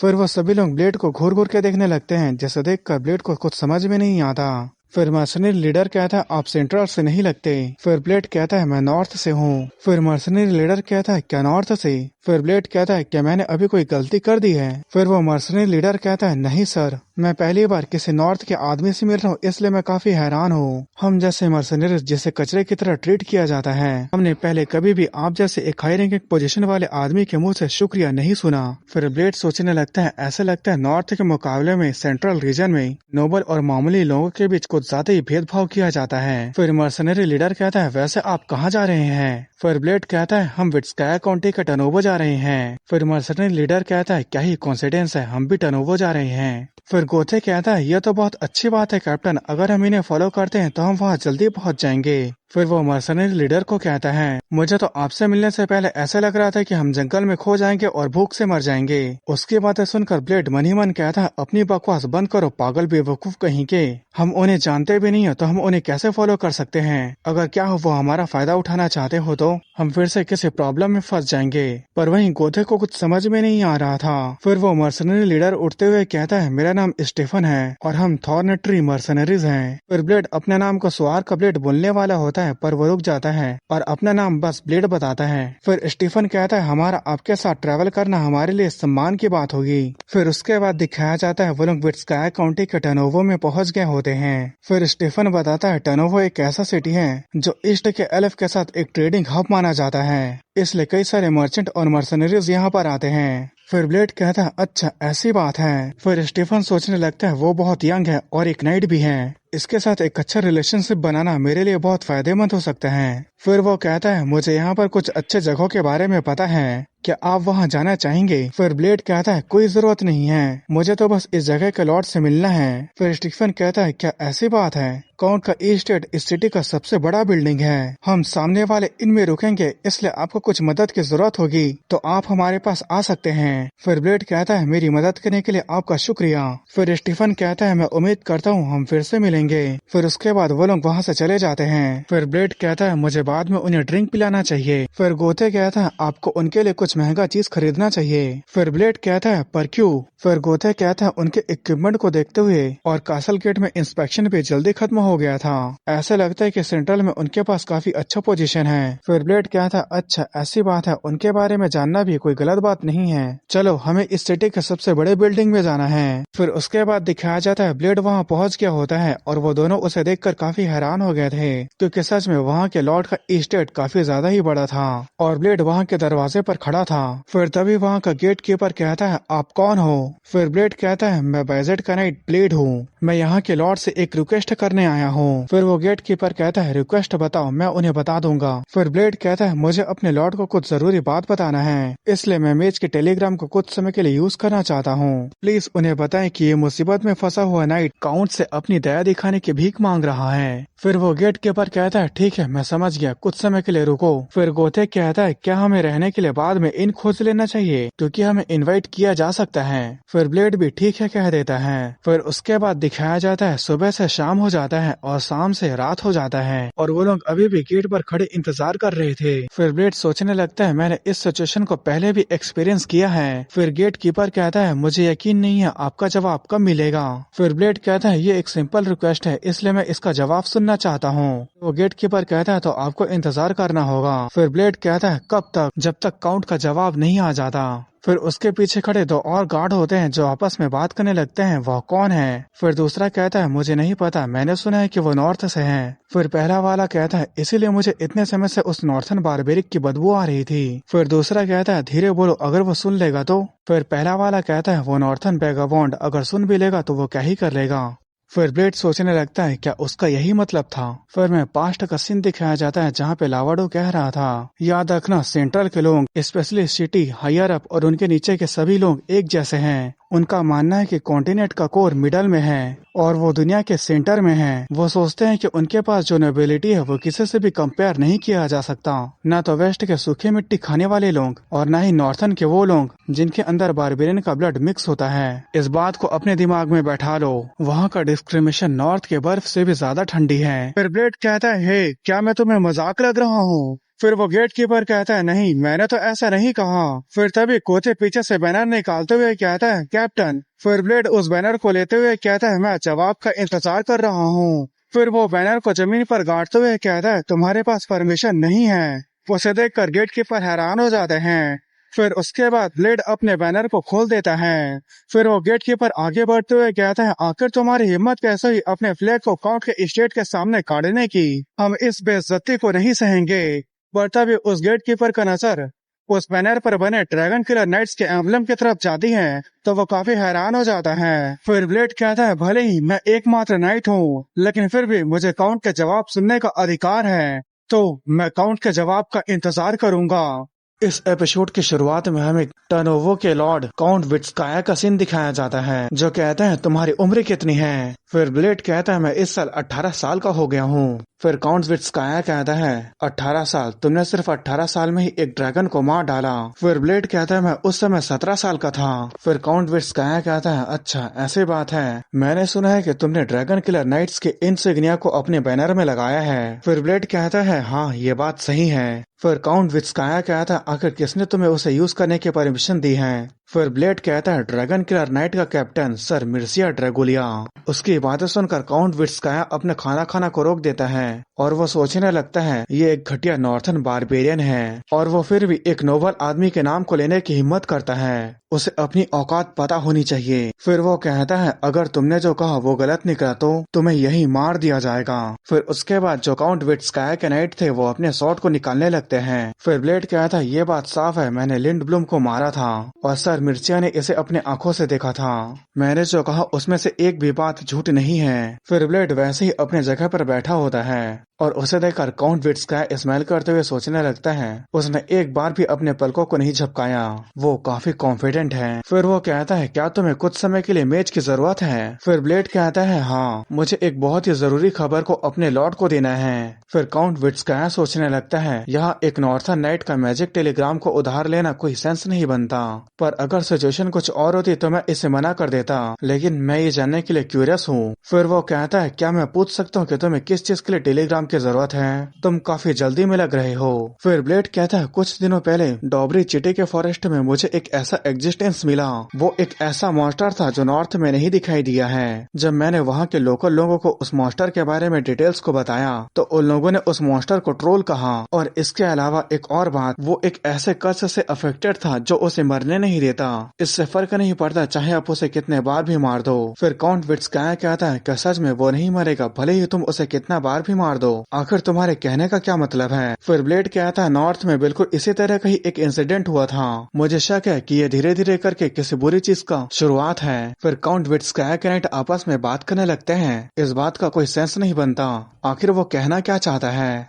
फिर काउंट विट्स्काया कहता है ये कहाँ था। फिर ब्लेड कहता है डॉबरे चिटी के हाउस डेलमिशिया, क्योंकि ये सबसे पास का सिटी था इसलिए मैंने बिना रुके ही ट्रैवल किया था। फिर काउंट विट्स्काया सोचने लगता है उसे अपने काम को देखना चाहिए, फिर भी वो मुझे वार्निंग दे रहा है। उसके आंखों के हाव भाव को देखकर लगता है कि वो मेरे पहले के बुरे बर्ताव की वजह से मुझे डांट रहा है। फिर वो कहता है नॉर्थ के आए मेहमान को क्रिस्टल बॉल को दे दो। फिर उसके बाद ब्लेड उसे शुक्रिया कहता है। फिर काउंट विट्स्काया कहता है तुम्हें बाहर इंतजार करवाने के लिए मैं तुमसे माफी मांगता हूँ। हाल ही में कई सारे नाइट मुझसे मिलने के लिए आए थे तो मुझे ऐसे लगा कि तुम भी उनमें से एक हो, अब तुम जाकर अपने लॉर्ड को रिपोर्ट कर सकते हो। फिर ब्लेड ग्रीट करते हुए कहता है ठीक है मैं समझ गया, अब मैं यहाँ से जाता हूँ। फिर उसके बाद ब्लेड वहाँ से चले जाता है। फिर काउंट विट्स्काया कहता है इसके बारे में तुरंत पता लगाओ। फिर उसके पास खड़ा नाइट कहता है ठीक है मैं डॉबरे चीटे में अभी अपने लोगों को भेजता हूँ। फिर काउंट विट्स्काया गुस्से से चिल्लाते हुए कहता है उसके बारे में नहीं बेवकूफ, इसका पता लगाओ क्या वो सच में एक ड्रैगन को मारा है।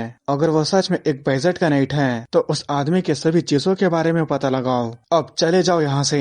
फिर उनके जाने के बाद काउंट विट्स्काया परेशान होते हुए सोचने लगता है आखिर मैंने किन बेवकूफों को पाल रखा है, इनके ऊपर तो सिर्फ पैसे बर्बाद हो रहे हैं। हालांकि उसके बातों में थोड़ा सा गुस्सा था लेकिन फिर भी वो नरमी बरत रहा था।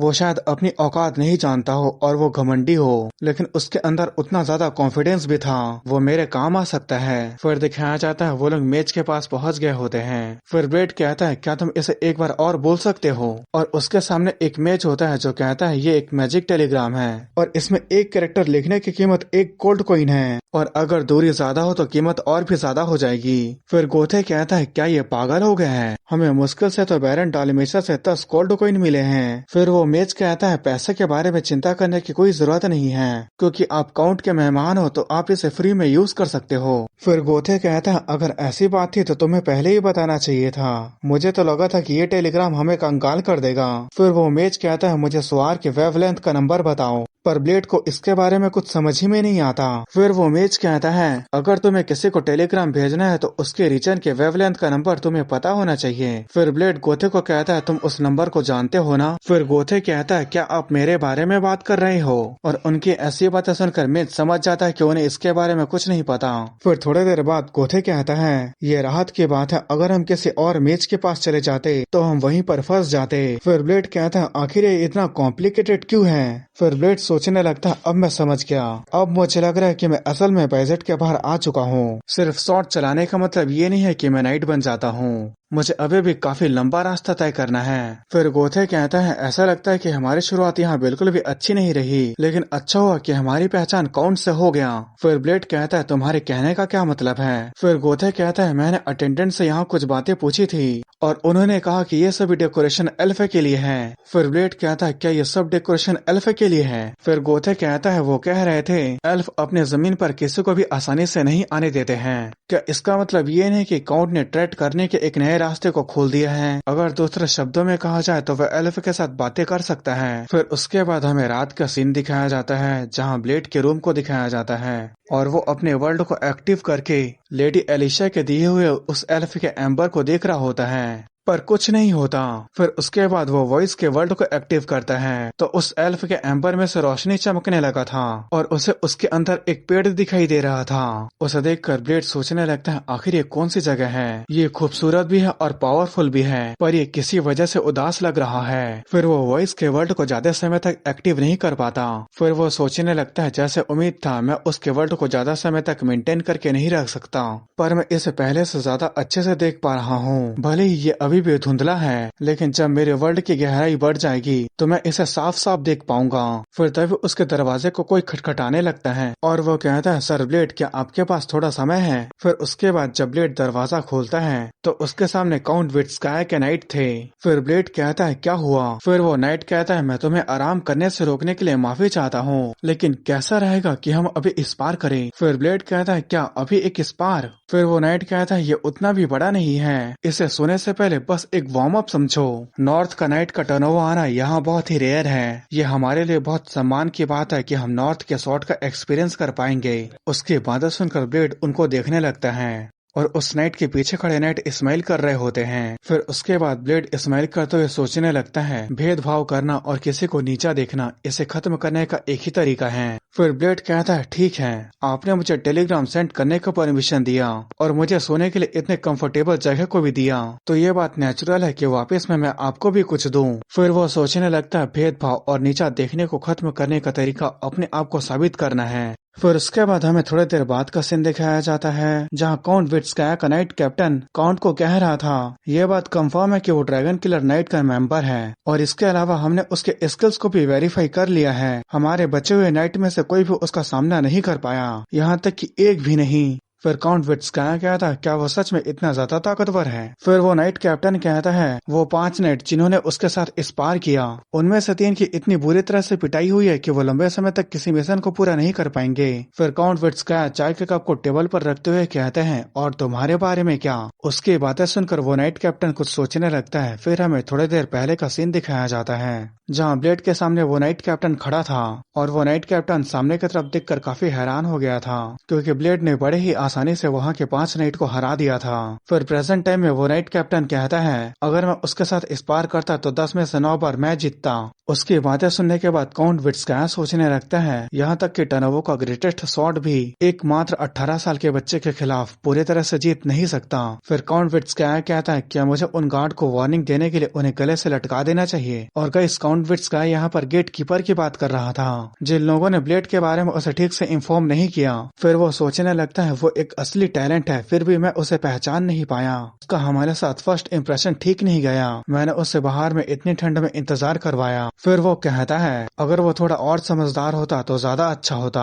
फिर उसके बाद हमें अगले दिन का सीन दिखाया जाता है जहाँ पे काउंट विट्स्काया कहता है मैंने सुना था कि नॉर्थ में टी कल्चर उतना ज्यादा डेवलप नहीं हुआ है। फिर ब्लेड कहता है हाँ, वहाँ उबले हुए पत्ते पीने के बजाय शराब पीना पसंद करते हैं। फिर काउंट विट्स्काया कहता है ये एल्फ की चाय है, इसे ईस्ट के किनारे के फॉरेस्ट से लाया जाता है। और इसका स्पेशली प्रोसेसिंग किया जाता है। हमारे टेरिटरी का मेन बिजनेस एल्फ के स्पेशलिटीज से कनेक्शन है। सेंट्रल रीजन के लोग अपने से रिलेटेड किसी भी चीज में इंटरेस्टेड नहीं रहते, पर मिस्टीरियस इकोलॉजी जहाँ के रेस की जिंदगी काफी लंबी होती है वो सेंट्रल नोबल्स के इमेजिनेशन को बढ़ा देता है। जैसे कि एग्जाम्पल के लिए ये रूमर फैला हुआ है कि एल्फ के चाय लोगों की लाइफ स्पैन को बढ़ा सकता है, इसलिए इसकी कीमत गोल्ड से भी ज्यादा महंगी है। फिर ब्लेड कहता है क्या ये रूमर सच है? फिर काउंट विट्स्काया कहता है मुझे नहीं पता कि ये लोगों के लाइफ स्पैन को बढ़ा सकता है या नहीं, लेकिन मुझे ये पता है कि ये हमारे बॉडी के लिए अच्छा है और ये खांसी के लिए बहुत ज्यादा इफेक्टिव है। फिर ब्लेड खांसी का नाम सुनकर जोसेफ को याद करने लगता है क्योंकि उसे भी खून का खांसी हुआ करता था।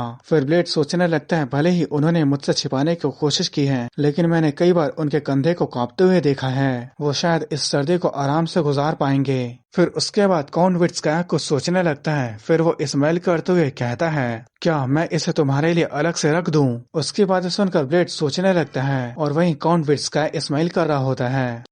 फिर ब्लेड सोचने के बाद कहता है हमेशा किसी न किसी के काइंडनेस दिखाने के पीछे भी कोई कारण होता है। फिर काउंट विट्स्काया हंसते हुए कहता है जैसे कि मैंने सोचा था, नॉर्थन केनाइट में बहुत हिम्मत होती है। फिर वो सोचने लगता है वो मामले नॉर्थ के लोगों से बिल्कुल अलग है, वो खुलेआम बात करने के लिए पूरी तरह से तैयार है। फिर वो कहता है तुमने मुझे समझ लिया क्योंकि मैं तुम्हारे ड्रैगन को मारने के स्किल का वैल्यू करता हूँ, इसलिए मैं तुमसे कुछ पूछना चाहता हूँ। हाल ही में एक आदमी मेरे ट्रेड के रास्ते में छिपकर मेरे सामान को लूट रहा है, ये मेरे लिए सच में काफी परेशानी भरा है। फिर ब्लेड कहता है क्या वो बैंडिट है? फिर काउंट विट्स्काया कहता है शायद नहीं, उस कारवान को एस्कॉर्ट करने वाले सभी नाइट उसके हाथों से मारे गए। फिर वो सोचने लगता है हालांकि वो इस बेजेट के नाइट से कमजोर थे, लेकिन फिर भी वो एक सेंट्रल रीजन के नाइट थे। फिर ब्लेड कहता है यहाँ तक कि आपके भी नाइट उसे संभाल नहीं पाए तो मैं उससे कैसे निपट सकता हूँ। फिर काउंट विट्स्काया कहता है सिर्फ सैन रोज़िनो ने नहीं बल्कि तुम्हें कई सारे नॉर्थन हाउसेस ने भी रिकॉग्नाइज किया है, मतलब वो तुम पर भरोसा करते हैं और ये काफी है तुम्हारे स्किल को साबित करने के लिए कि तुम इसके लायक हो। फिर वो टेबल पर गोल्ड कॉइन के थैले को रखते हुए कहते हैं मैं एक ऐसा आदमी हूँ जो स्किल्स की वैल्यू करता है और उनकी अच्छी कीमत देता है। अगर तुम उस अनजान लुटेरे को भगा देते हो तो मैं तुम्हें इसके बदले में और भी ज्यादा पैसा दूंगा। उसकी बातें सुनने के बाद ब्लेड एक पल के लिए सोचने लगता है, फिर वो कहता है अकेले इसे करना मेरे लिए काफी मुश्किल भरा हो सकता है। फिर काउंट विट्स्काया कहता है ठीक है, सिर्फ उसे भगाना ही काफी होगा, भले ही ये थोड़े समय के लिए क्यों ना हो। फिर वो सोचने लगता है तुम सिर्फ एक सस्ते नाइट हो जिसका मैं अभी यूज कर रहा हूँ, अगर तुम मेरे प्रॉब्लम को पूरी तरह से सॉल्व कर देते हो तो ये बहुत ज्यादा बढ़िया होगा, लेकिन अगर तुम उसे रोक सकते हो तब तक मैं एक सच में फेमस नाइट को बुला लूंगा जो इस काम को करेगा, तब तक के लिए तुम कुछ पैसों को कमा सकते हो। फिर ब्लेड कहता है मैं समझ गया, लेकिन काश मुझे गोल्ड कॉइन के अलावा कुछ और मिल जाता। फिर काउंट विट्स्काया कहता है तुम मुझसे क्या चाहते हो? मैं एक वॉन्डरिंग नाइट के तौर पे एक बड़े दुनिया को दिखना चाहता हूँ। अब मैं यहाँ तक आ गया हूँ तो मुझे कम से कम एल्फ के जंगल में जाना चाहिए और मुझे वो चाय का डिब्बा भी चाहिए, वो खांसी के लिए बहुत अच्छी होती है। उसकी बातें सुनकर काउंट विट्स्काया सोचने लगता है ये बच्चा, मुझे लगा था कि ये एक नया नाइट है जिसे दुनिया की समझ नहीं है, जो वो चाहता है वो बोल रहा है और वो इसे इतने रिस्पेक्ट के साथ बोल रहा है कि मैं इसे मना भी नहीं कर सकता।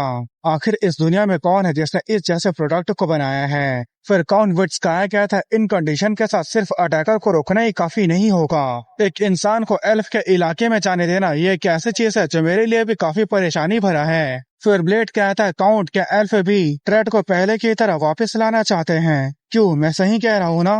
मैं इस प्रॉब्लम को सॉल्व कर सकता हूँ। फिर उसके बाद हमें दूसरे जगह का सीन दिखाया जाता है जहाँ पर एक ब्रिज के ऊपर कैरेज खड़ा था और उस कैरेज के नीचे एक आदमी छिपा हुआ था और उस कैरेज को एस्कॉर्ट करने वाले नाइट वहाँ पर मरे पड़े थे। फिर तभी उस आदमी के पास एक दूसरा आदमी आता है और वो उस कैरेज को उठा लेता है जहाँ पर कैरेज के नीचे पहले वाला आदमी छिपा हुआ था। फिर वो कहता है क्या तुम्हारे पास अंदर में एल्फ के सामान है? फिर कैरेज के नीचे छिपा हुआ आदमी अपने सिर को पटकते हुए कहता है हाँ प्लीज मेरे जान को छोड़ दो, मुझे यहाँ से जाने दो। फिर उसके बाद वो आदमी उसे छोड़कर गैरेज के दरवाजे के पास चले जाता है और उसे खोलते हुए उसके अंदर के सामान को गौर से देखने लगता है। फिर उसके बाद वो उस गैरेज को ब्रिज के नीचे फेंक देता है। फिर उसके बाद हमें सुबह का सीन दिखाया जाता है। फिर उसके बाद हमें वहाँ पर थॉर्नट्री मर्सनरी के लीडर स्टेफन को दिखाया जाता है जो कहता है क्या आप इसीलिए मुझे अपने साथ लेकर आए हो? और उसके बगल में ब्लेड था जो कहता है हाँ कुछ ऐसा ही। फिर स्टीफन कहता है इसमें कोई हैरानी की बात नहीं है कि आपने मुझे एक घोड़ा भी उधार दिया है और इतनी बड़ी कमीशन फी को भी दिया है। पर वो मुझे इतनी तीखी नजरों से देख रहे हैं जैसे कि मैंने उनका कुछ बिगाड़ दिया हो। क्या आपने उन्हें इतनी बुरी तरह से पीटा है कि वो लोग आपको लगातार घूरते जा रहे हैं? फिर ब्लेड कहता है, उनकी चिंता मत करो, हमारा इस बार फेयर था। आप टनोवो में सिर्फ 1 महीना ही रहे हैं, पर ऐसा लगता है कि आपके वजह से हम भी नफरत का शिकार होने वाले हैं। फिर ब्लेड कहता है, तो चलो एक बड़ा स्कोर बनाते हैं और कहीं और चलते हैं। एक मर्सनरी का लाइफ ऐसा ही तो होता है ना। फिर स्टीफन कहता है, आपकी बात सही है। फिर ब्लेड कहता है, मैं तुम्हें अपना शेयर दूंगा, चलो इसे करते हैं। तुम्हें इस तरह के बड़े काम को करने का मौका ज्यादा नहीं मिलेगा। फिर स्टीफन कहता है, जो भी हो मैं आपके ऊपर भरोसा करता हूँ। फिर ब्लेड उसे देखकर सोचने लगता है, अच्छा हुआ मैं इसे ले आया।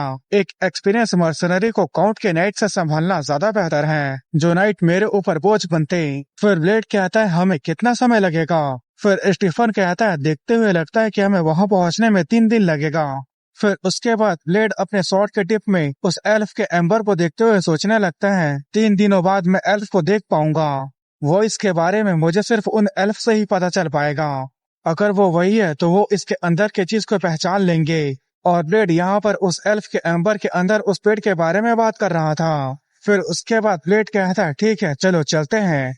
इस एपिसोड के शुरुआत में हमें कुछ कैरेज को दिखाया जाता है और कुछ नाइट को दिखाया जाता है, और उनके साथ ब्लेड और मर्सनरी लीडर स्टीफन था, जो लोग एल्फ के पास जा रहे थे। फिर स्टीफन कहता है, ऐसा लगता है कि हम पहुंच गए, उधर देखो, उधर देखो, वही ट्रेडिंग करने की जगह है। इसका मतलब ये है कि वो लोग सिर्फ हमें वहीं तक के आने का परमिशन दे रहे हैं। फिर ब्लेड के सामने खड़ा नाइट कहता है, एल्फ वहाँ पहले से ही मौजूद होंगे, हम पहले वहां जाएंगे, तब तक तुम यही सामान की देख रेख करो। फिर ब्लेड भी उसकी बातों को मान जाता है। फिर ब्लेड गोथे और स्टीफन के साथ वहीं पर रुक जाता है और वो नाइट आगे चले जाते हैं। फिर गोथे कहता है, ये बात तो साफ साफ दिखाई दे रहा है कि वो जानबूझकर हमें उनसे मिलने नहीं दे रहे हैं। फिर ब्लेड कहता है, तो हम क्या कर सकते हैं? सिर्फ काउंट विट्स्काया का एल्फ के साथ कनेक्शन होने की वजह से ही उनका बिजनेस चल पाता है, और इसी बिजनेस की वजह से उनकी टेरिटरी चल पाती है। फिर उसके बाद ब्लेड कैरेज के ऊपर चढ़कर कहता है, जितना हो सके उनके आने तक आराम कर लो,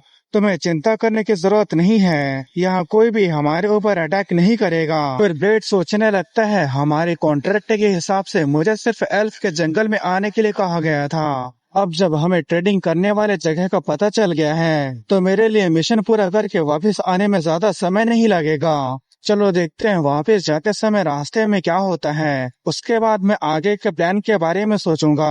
फिर उसके बाद ब्लेड अपने आंखों को बंद करते हुए सोचने लगता है, ऐसे कहा गया है कि यहाँ की हवा बहुत ही रिफ्रेशिंग है और ये तुम्हें नॉर्थ में नहीं मिलेगी। अब जब मैं इसे महसूस कर रहा हूँ तो ये बात पूरी तरह से सच है। फिर उसके बाद हमें एक व्हाइट हेयर वाले एल्फ को दिखाया जाता है, और ये एल्फ वहीं के पेड़ पर खड़े होकर ब्लेड को देखे जा रही थी। फिर उसके बाद हमें उस जगह का सीन दिखाया जाता है जहाँ पर उन लोगों का ट्रेडिंग चल रहा था, जहाँ पर वो नाइट कह रहा था, अभी के लिए हम लोग इतना ही दे सकते हैं। और उसके सामने ब्लू हेयर वाला एल्फ था, जो सीरियस फेस बनाते हुए कहता है, ये वो कीमत नहीं है जिस पर हम एग्री हुए थे। और इस एल्फ का नाम वाराडिस था। उसकी बातें सुनकर वो नाइट परेशान होते हुए कहता है, वो बात ऐसी है। फिर तभी वाराडिस उसके बातों को काटते हुए कहता है, तो जॉन के पत्तियों से चाय बनाना ये कोई आसान काम नहीं है, ये कोई ऐसा काम नहीं है जैसे एक या दो वर्कर लोग करते हैं। फिर वो नाइट कहता है, हम आपकी बातों को पूरी तरह से समझते हैं लॉर्ड वाराडिस, लेकिन बात ऐसी है। फिर वाराडिस कहता है, मैं जानता हूँ, एक लुटेरा हमारे ट्रेडिंग करने के रास्ते में रुकावट बना है। उसकी बातें सुनकर वो नाइट सोचने लगता है, तो ये बात इन्हें पहले से ही पता था। ऐसा लगता है कि अब ये नेगोशिएशन फेल हो सकता है। फिर वाराडिस कहता है, क्या हमारी चाय अच्छे से बिक रही है? फिर वो नाइट कहता है, हाँ, अगर आप हमें थोड़ा और समय देते तो हम पूरी कीमत को आपको जल्द ही चुका देंगे। फिर वाराडिस कहता है, सेंट्रल रीजन के अलावा दूसरे रीजन में हमारे चाय का बिजनेस कैसे चल रहा है? क्या वो लोग भी हमारे चाय को पसंद कर रहे हैं? फिर वो नाइट कहता है, हाँ, उन्हें काफी पसंद आ रहा है। सेंट्रल नोबल के लोगों के बीच ये चाय हॉट टॉपिक बना हुआ है और ये दूसरे रीजन के लॉर्ड को भी काफी पसंद आएगा।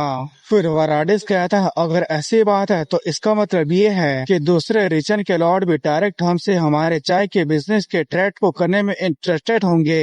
मतलब वाराणसी यहाँ पर इनडायरेक्टली कह रहा होता है कि अगर समय पर पैसा ना दिया तो हम तुमसे ट्रेड ना करके दूसरे रीजन के लॉर्ड से ट्रेड करेंगे। उसकी बातें सुनकर वो नाइट भी काफी परेशान हो जाता है। फिर वाराणसी कहता है ये तुम लोगों का आखिरी चांस है। मैं ट्रेड करने के लिए दूसरे रीजन के लॉर्ड को ढूंढने की परेशानी में नहीं पड़ना चाहता। फिर वो नाइट कहता है ठीक है मैं समझ गया, हम जल्द ही बाकी बचे हुए पैसों को बंदोबस्त कर लेंगे। फिर वाराडिस कहता है मुझे बताओ वो कौन है जो तुम्हारे साथ आया है। पर उस नाइट को कुछ समझ में नहीं आता। फिर वो कहता है आपका मतलब किससे है। फिर उसके बाद वाराडिस पीछे मुड़ जाता है और कहता है जो कैरेज के ऊपर लेटा हुआ है। उसकी बात सुनने के बाद वो नाइट सोचने लगता है क्या वो यहाँ से सब कुछ देख सकता है। फिर वो कहता है आप किसके बारे में बात कर रहे हैं, मुझे समझ में नहीं आ रहा। फिर दिखाया जाता है वाराडिस की आंखों में स्टार का मार्क बन जाता है और वो अपने पीछे की दीवार को दिखने लगता है। फिर उसे दीवार के पीछे से एक एनर्जी महसूस होती है और अगले पल वो एनर्जी काफी ज्यादा बढ़ जाती है। उसे देखकर वो सोचने लगता है ये चकाचौंध करने वाला प्रेजेंस, उसके बारे में ही बताना काफी ज्यादा मुश्किल है।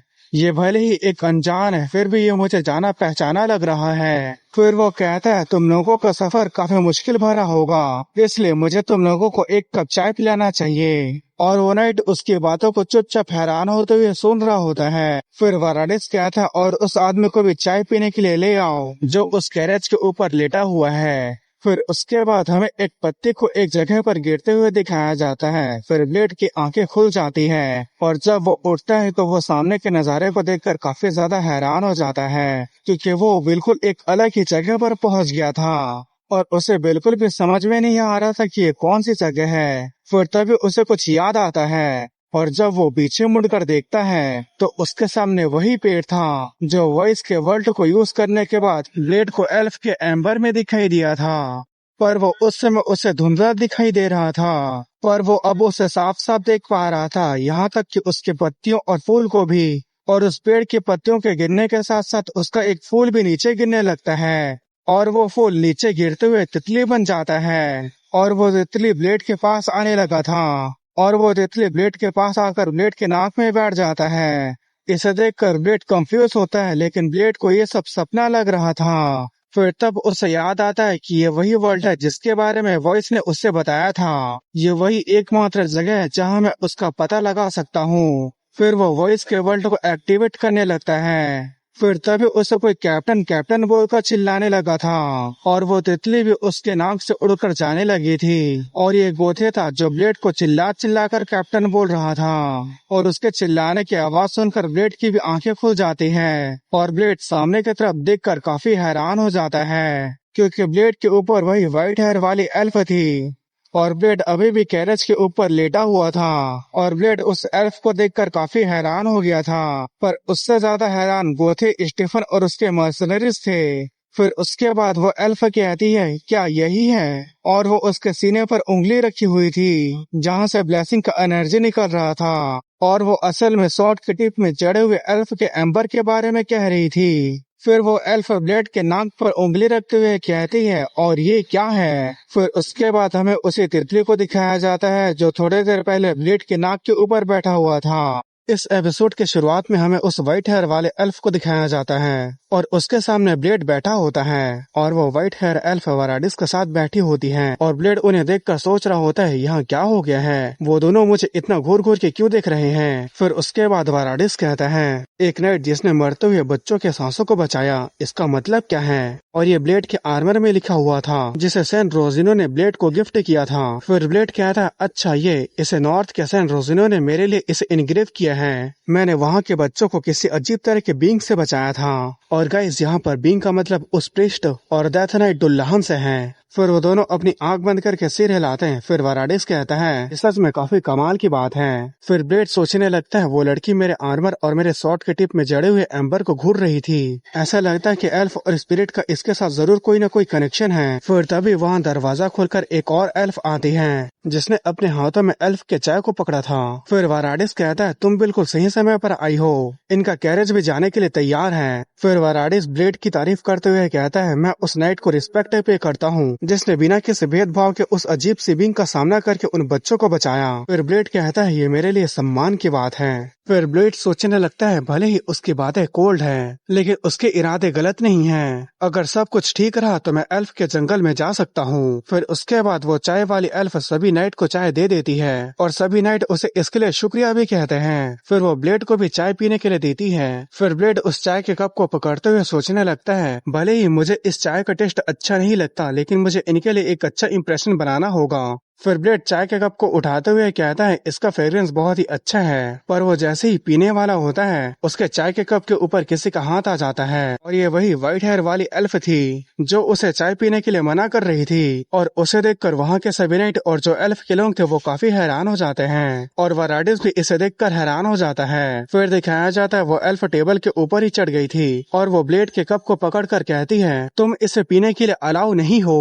ब्लेड उसकी बातों को समझ नहीं पाता इसलिए वो पूछता है पर ऐसा क्यों। पर वो एल्फ कुछ भी जवाब नहीं देती और अपने सिर को नीचे झुका लेती है। और गाइस ऐसा हो सकता है कि एल्फ ब्लेड की मन की बातों को समझ गई हो कि ब्लेड इस चाय को नहीं पीना चाहता। फिर वो एल्फ टेबल पर लेटे हुए कहती है तुम बस इसे नहीं पी सकते। फिर वो अपने दोनों पैर को हिलाने लगती है। फिर उसके बाद हमें थोड़ी देर बाद का सीन दिखाया जाता है जहाँ ब्लेड कह रहा होता है कोई फर्क नहीं पड़ता चाहे मैं कितनी बार भी सोचूं मुझे समझ में नहीं आ रहा है कि आखिर मैंने क्या गलती की है।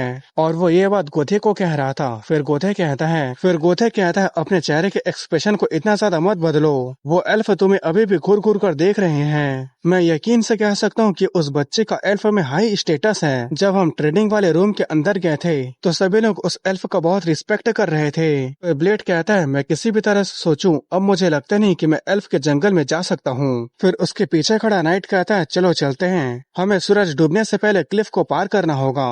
फिर ब्लेड ठीक है बोलकर जाने लगता है पर तभी उसे पीछे से चिल्लाते हुए कोई कहता है रुक जाओ और ये कहने वाली वही व्हाइट हेयर वाली एल्फ होती है। फिर ब्लेड जब पीछे मुड़कर देखता है तो उसे कुछ समझ में नहीं आता और वो व्हाइट हेयर वाली एल्फ वराडिस को कुछ कह रही होती है। फिर उसके बाद वो ब्लेड को देखने लगती है। फिर वराडिस कहता है ठीक है। फिर वो खांसते हुए ब्लेड को कहता है मुझे इस तरह से भेजते हुए बुरा लग रहा है मैं तुमसे रिक्वेस्ट करता हूँ उसने जो गलती की उसके लिए उसे माफ कर दो। फिर ब्लेड कहता है ठीक है कोई बात नहीं। फिर वराडिस कहता है मैंने सुना था कि कैरेज के साथ पहले भी कुछ हुआ था। फिर उसके बाद वो कुछ बोलने वाला होता है तभी वो व्हाइट हेयर वाली एल्फ उसके हाथों को पकड़ लेती है। फिर उसके बाद वराडिस एक गहरी सांस लेता है और ब्लेड के पास आ जाता है। फिर उसे कहता है मैं तुमसे जल्द ही दोबारा फिर से मिलना चाहूंगा कम से कम हमने जो तुम्हारे साथ बदतमीजी की उसकी भरपाई के लिए। फिर उसके बाद वो ब्लेड की तरफ हाथ आगे बढ़ाता है। ब्लेड उसे देखकर सोचने लगता है क्या उनके लिए भी हाथ मिलाना वही मायने रखता है जो हमारे लिए रखता है। फिर वराडिस कहता है ये किसी को इनवाइट करने का हमारा तरीका है हम इंसानों की तरह किसी से भी हाथ आसानी से नहीं मिलाते।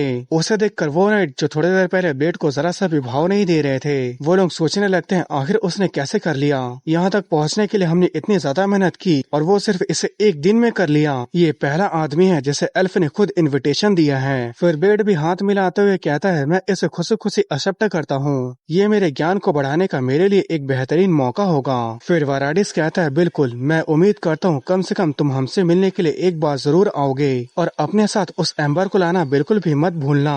फिर ब्लेड कहता है आपके कहने का क्या मतलब है। फिर वराडिस उस व्हाइट हेयर वाले एल्फ की तरफ देखते हुए कहता है वो इसके ऊपर बहुत इंटरेस्टेड है और साथ ही वो तुम्हारे ऊपर भी बहुत इंटरेस्टेड है। इस बात से ब्लेड भी काफी हैरान हो जाता है। फिर उसके बाद ब्लेड जब उस एल्फ को देखता है तो वो एल्फ अपने हाथ हिलाते हुए इशारे से ब्लेड को बाय बाय कह रही थी। फिर उसके बाद वो लोग वहाँ से निकल जाते हैं। फिर ब्लेड कहता है मैंने तो उसका नाम भी नहीं पूछा। फिर गोथे कहता है पर किस लिए। फिर ब्लेड कहता है ताकि इसलिए क्योंकि जब हम दोबारा मिलेंगे तो मुझे पता होना चाहिए कि उसे क्या कहकर बुलाना है। फिर गोथे कहता है अच्छा आपका ऐसा मतलब था मुझे लगा था कि वो बहुत ज्यादा खूबसूरत है। वो सच में एक एल्फ की सुंदरता को दिखाती है अगर वो थोड़ी सी और बड़ी हो जाएगी तो उसकी सुंदरता चकाचौंध करने वाली होगी। फिर ब्लेड कहता है तुम सच में ऐसी बातें कर रहे हो जबकि वो तो अभी एकमात्र बच्ची है। फिर गोथे कहता है आप किस बारे में बात कर रहे हो एल्फ की उम्र का अंदाजा भी नहीं लगाया जा सकता क्या पता उसका उम्र 100 साल से ज्यादा का होगा।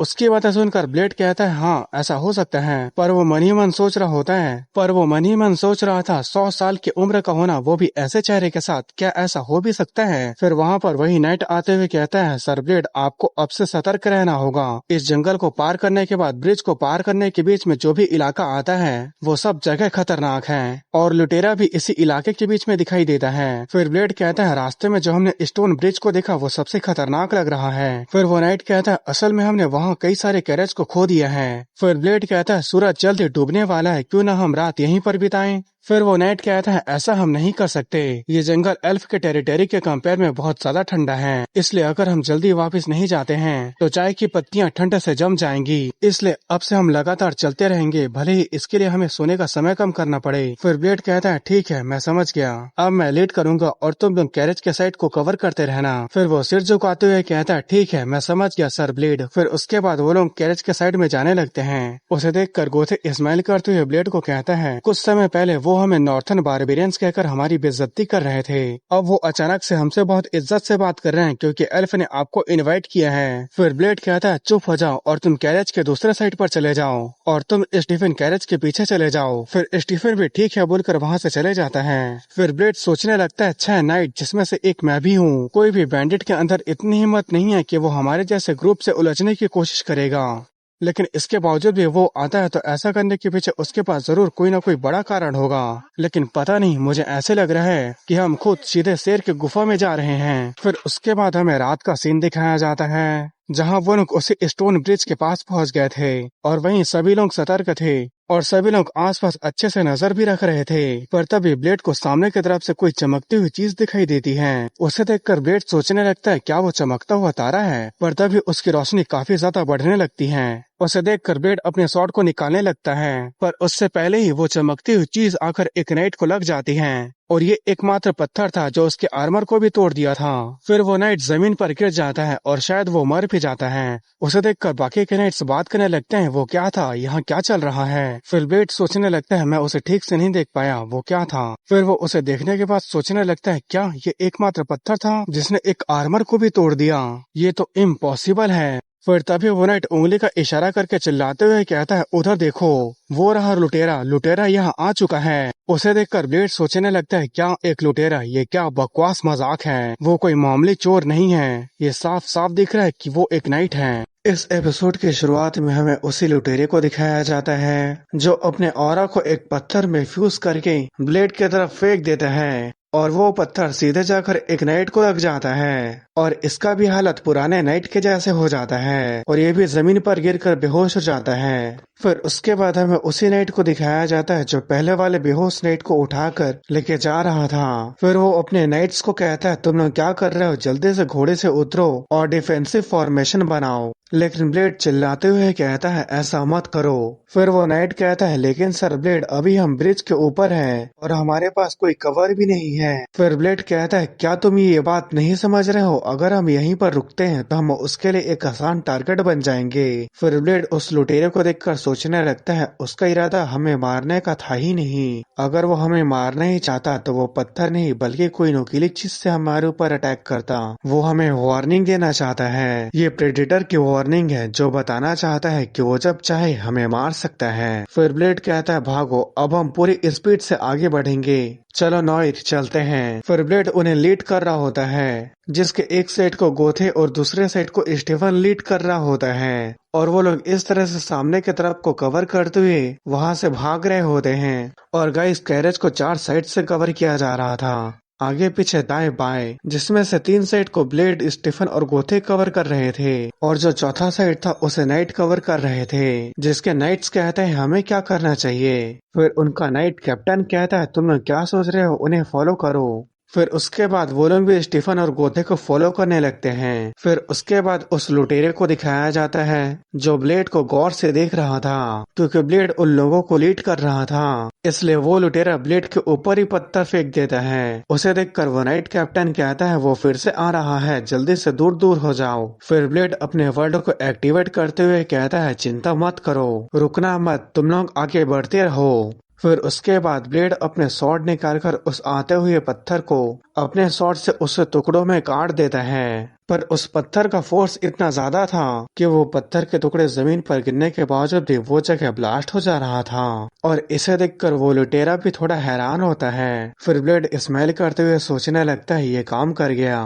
पहला अटैक इनप्रेडिक्टेबल था, इसलिए मैं सही समय पर रिएक्ट नहीं कर पाया, लेकिन अब मैं इसे देख सकता हूँ। उसे देखकर वो नाइट काफी खुश होते हुए कहते हैं हमने उसके अटैक को ब्लॉक कर लिया, चलो अपनी फुल स्पीड को भागो, सर ब्लेड के लिए भागो, सर ब्लेड के लिए भागो, वो हमारे लिए समय निकाल रहे हैं। और तभी वो लुटेरा पहाड़ की चोटी से जंप करते हुए नीचे आने लगता है। और वहीं ब्लेड उन लोगों को लीड करते हुए सोचने लगता है हमने ये कर दिखाया, हमने ब्रिज को पार कर लिया, हम जंगल तक पहुंच गए। पर तभी उसे अजीब सा प्रेशर महसूस होता है। फिर दिखाया जाता है उसके सामने की तरफ से जबरदस्त रोशनी आ रहा था और उसके सामने वही लुटेरा आ गया था जो अपने वर्ल्ड को एक्टिव करके अपने शॉट में जबरदस्त ऑरा को रिलीज कर रहा था। फिर उसके बाद वो सामने की तरफ अटैक कर देता है। उस अटैक को देखकर वहाँ सभी लोग हैरान हो जाते हैं और वहीं ब्लेड कह रहा होता है सभी लोग जल्दी से दूर हो जाओ, पर ब्लेड को इस बात को कहने में काफी देर हो जाती है। फिर दिखाया जाता है उस अटैक का फोर्स इतना ज्यादा था कि उस जंगल के आसपास का इलाका भी तबाह हो गया होता है।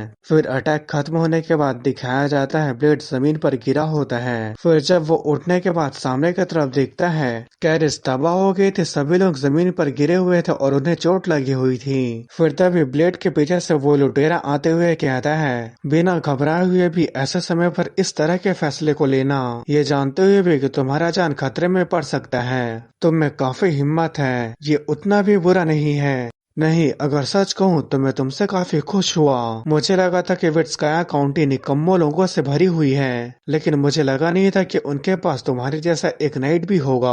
फिर ब्लेड खड़े होकर अपने शॉट को पकड़ लेता है। तभी वो लुटेरा कुछ देखकर काफी हैरान हो जाता है। फिर दिखाया जाता है ब्लेड उस लुटेरे के ऊपर अटैक कर देता है, जिस अटैक को वो लुटेरा बड़े आसानी से ब्लॉक कर लेता है। फिर उसके बाद वो उस शॉट को डिफ्लेक्ट कर देता है और उसके डिफ्लेक्ट करने के फोर्स को देखकर ब्लेड भी काफी हैरान था। फिर उसके बाद ब्लेड उस लुटेरे के ऊपर कई सारे अटैक करता है, लेकिन वो लुटेरा ब्लेड के सभी अटैक को बड़े आसानी से ब्लॉक कर रहा था, पर वो ब्लेड के ऊपर अटैक नहीं कर रहा था। फिर उसके बाद ब्लेड वॉइस के वर्ल्ड को एक्टिवेट करता है और उस लुटेरे के ऊपर अटैक कर देता है, जिसे देखकर वो लुटेरा भी काफी हैरान हो गया था। और इस अटैक को ब्लॉक करने में उस लुटेरे को भी थोड़ी मुश्किल हुई थी और इस अटैक के फोर्स की वजह से वो पीछे चला जाता है और कुछ पल के लिए उन दोनों के बीच वहां खामोशी छा गई थी। और वहीं ब्लेड अपने स्वॉर्ड को लेकर अटैक करने के लिए तैयार होता है। फिर उसके बाद वो लुटेरा पूछता है आखिर तुम हो कौन और तुमने ये स्वॉर्डमैनशिप कहाँ से सीखी है, जिसकी बातों को ब्लेड समझ नहीं पाता। फिर वो सोचने लगता है आखिर वो इस स्वॉर्डमैनशिप के बारे में कैसे जानता है, क्या उसको वॉइस के बारे में कुछ पता है। फिर उसके बाद वो लुटेरा कहता है तुम्हारे जवाब के ऊपर ही डिपेंड करता है कि तुम जिंदा रहोगे या मरोगे। फिर वो दोनों आमने सामने खड़े होकर अपने शॉट को पकड़कर एक दूसरे के ऊपर अटैक करने के लिए तैयार होते हैं। फिर उसके बाद ब्लेड पूछता है तुम कौन हो, जिसकी बातें सुनकर वो लुटेरा कहता है ऐसा लगता है कि हम दोनों एक दूसरे के एक ही सवाल के जवाब को सुनना चाहते हैं। शॉट का पाथ सीधा और सच्चा होना चाहिए